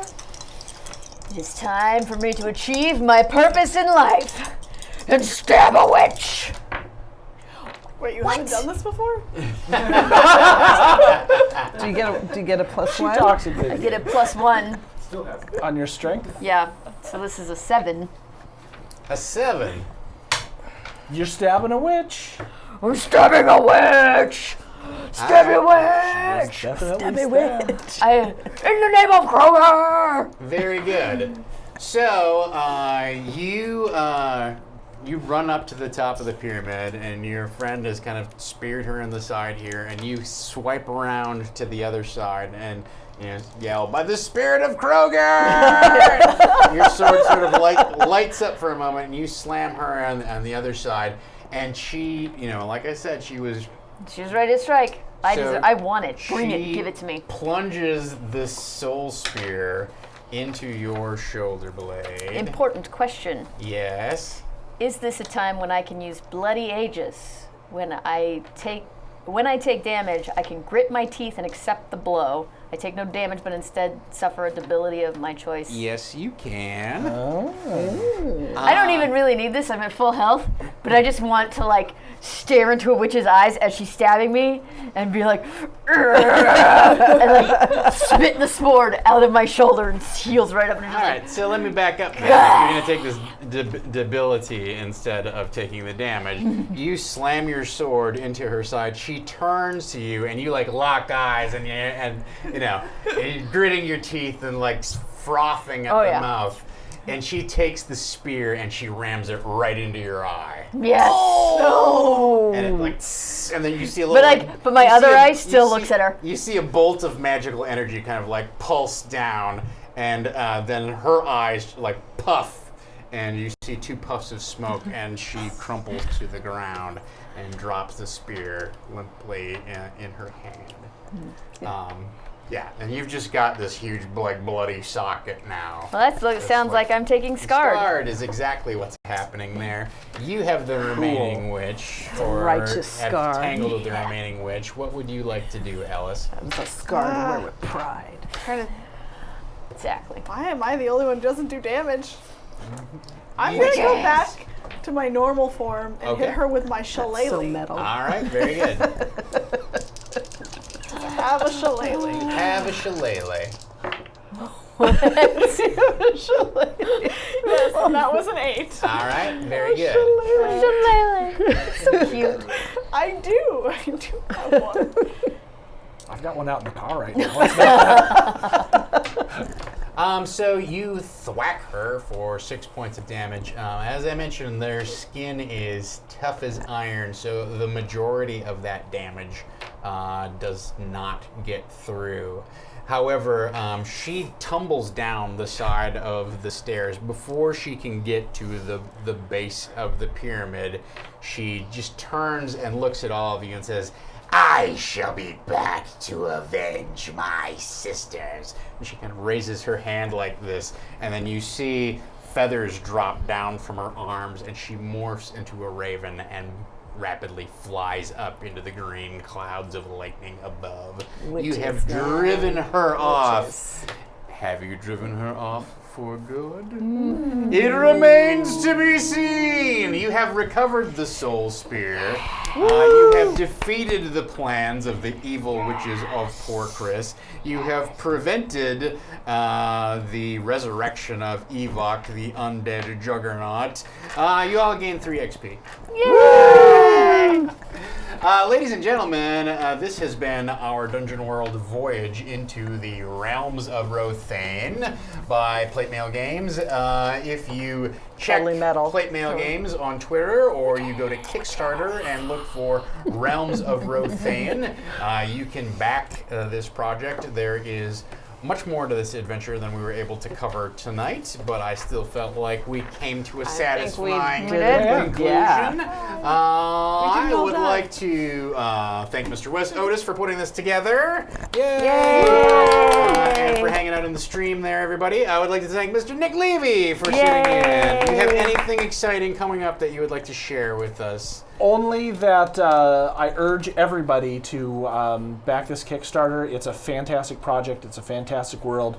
We want you to decide what happens to this last witch, because all of this is, of course, canon, except Kroger. But I think Kroger should be canon. I want to thank everyone for joining us tonight, and please take a look. It's a fantastic project. All right, Blythe, do you have anything exciting that you would... Where else can people see you or find you? Well, I'm actually pretty sure I'm doing another stream tomorrow for Let's Do It on the Table on The Attack, twitch.tv/The Attack, because that's a thing I work on once in a while. It's kind of fun. Along with Amy. Along yes. with Amy, who will also be there On the attack. on The Attack. Very good. So it's pretty fun. We work together, so if you guys want to watch us play more board games, not quite these, tomorrow at 4 p.m. All right. Very good. Very good. Awesome. All right, Talene, thank you for sitting in and bloviating as Sir Abear. Maybe you actually do get promoted. Whoa. You're stepping on my territory. Yeah, all right. Okay, hang on. I say Saint. Yeah, no, you're Yeah. Saint. What else have you got going on? Well, I would like to promote the meeting of the Cult of Kroger. It's going to be happening. We meet every Wednesday, which is Seniors Day. We get 15% off. And bring coupons. That's right. Double coupon day. Check us out on the slickdeals.com forums. Okay. Very good. Thank you. Michelle Otis. Well, of course, I'm going to say back the Realms of Rothaen Kickstarter. It is, I know it's my husband who's doing it, but it is a really great world. It is a lot of fun to play in. As you can see, I don't know about you, I had a blast. It's a lot of fun to play in. I also have to say, he's been working on this for, over a Years. year, right? Yeah. Well, it's only been Rothaen for about a year, but he has literally been working on this world for many years, tweaking it, changing it, doing a lot of different things, and it's a really, really fun setting. Plus, you get, if you back at certain levels, you get the audio tracks, and I'm lead composer at Plate Mail Games, so any of the music tracks you'll hear some of my stuff. Oh, And just back it. If you want to follow Wes, at Plate Mail Games on Twitter, and if you want to follow me, it's at Mishulu on Twitter, like Cthulhu, Which but is with great. Mish. That's amazing. I love that. I love that handle. And Black Bag is off on Friday, but you're back the We following are back Friday. the following Friday. All right. Black Bag in all its time travel craziness. We will be back, and we will see where our intrepid investigators. Because this Friday is Never Tell Me And, the Odds. Yes, which is a lot of fun. We got to play that a couple weeks ago, and it was just so much fun. So have fun. Watch this Friday. Watch next Friday. Yeah. You're in for a good time. All the Fridays. Awesome, very good. Thank you guys. I want to thank Mr. Dom Zook, who is the man behind the camera, as always. Ladies and gentlemen, I am Tom Lommel. I have a GM prep stream. If you ever have a question about running your Dungeons & Dragons game, or really running any other game, because I am a master of role-playing, as we saw tonight. I'm happy to just make fun of any player who sits down at my table. I will be doing that probably tomorrow at 2 o'clock. After which Megan Caves and Jordan Callerman are not playing anything. They're not playing. You're gonna have to stay tuned to me this week. I have booked a job that potentially shoots Thursday and might either fit Wednesday or fit tomorrow. So follow me at Dungeon Bastard on Twitter. Our schedule is going to be a little wonky this week. It's possible if things line up against my schedule, then I may not even be running my game Wednesday night at the game shop, in which case we're going to punt. But that's fine. So tentative plan is tomorrow at 2, but I will keep you all informed on Twitter as to what's happening. But I am in the midst of, I just started running Storm King's Thunder. We have a lot to talk about. We're heading into session 3, and I would love to discuss what's going on in your version of the game, or I'm going to discuss what's going on in my version of the game. So that's called Disorganized Play. That's Tuesdays at 2, and then I have a recap show Thursdays at 4. That Thursday show is definitely going to be at a different time, probably get pushed to Friday. Dom Zook is just hearing about this, but he's just like, yeah, okay, I don't care. Fucking wrap it up so I can go home and read all my blogs about what happened at the debate tonight. You got it, pal. I know how you love politics. Very good. Ladies and gentlemen, I'm Tom Lommel. On behalf of all of our players, on behalf of Mr. Dom Zook and everybody at Saving Throw, like, follow, subscribe. Thank you so much for being fans. Thank you so much for your support. And let's dungeon! Woo!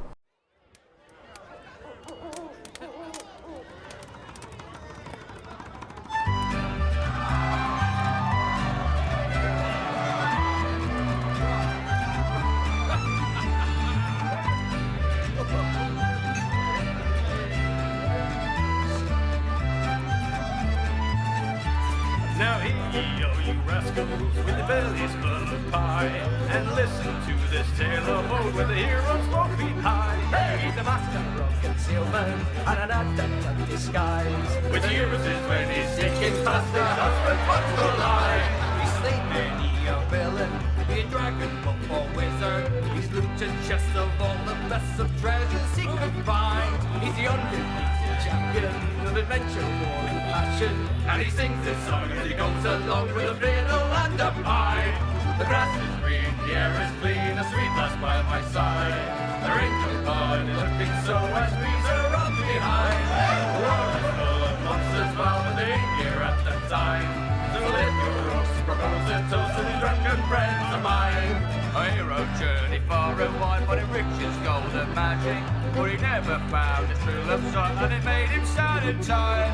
Mademoiselle Ali was walking, he was shot as he was singing. And I made him fair from over there with a bow, and she was mine. She apologized profusely, said she thought he was a quarrel, and she carried him to the nearest inn, where she nursed him back to life.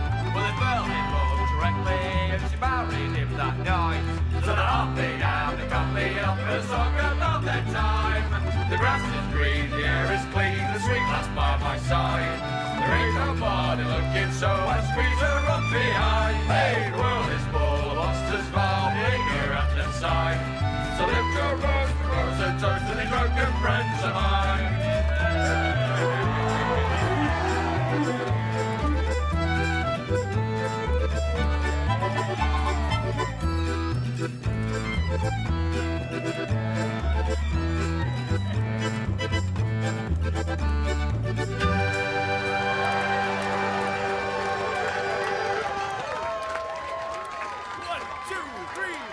Grass is green, the air is clean, the sweet lass by my side. There ain't nobody looking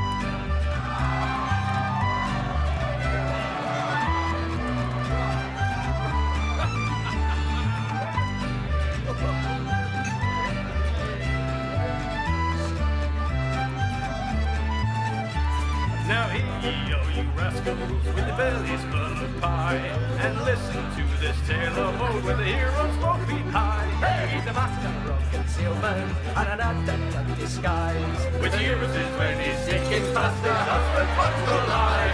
He's slain many a villain, be a dragon, buff or wizard. He's looted chests of all the best of treasures he could find. He's the undefeated champion of adventure, war and passion, and he sings this song as he goes along with a fiddle and a pipe. The grass is green, the air is clean, a sweet lass by my side. There ain't no blood looking so as trees are up behind. The world is full of monsters, well, but they ain't here at the time. So lift your ropes, propose a toast to these drunken friends of mine. A hero journeyed far and wide, but it riches, gold and magic. But he never found a true love song, and it made him sad in time. And whenever he was walking, he was shot as he was singing. And I made a friend from over there with a bow, and she was mine. She apologized profusely, said she thought he was a quarrel, and she carried him to the nearest inn, where she nursed him back to life. Well, it fell in love directly, and she married him that night. So they're off they down, they got me up for a song about their time. The grass is green, the air is clean, the sweet lass by my side. There ain't nobody looking so, I squeeze her up behind. Hey, the world is full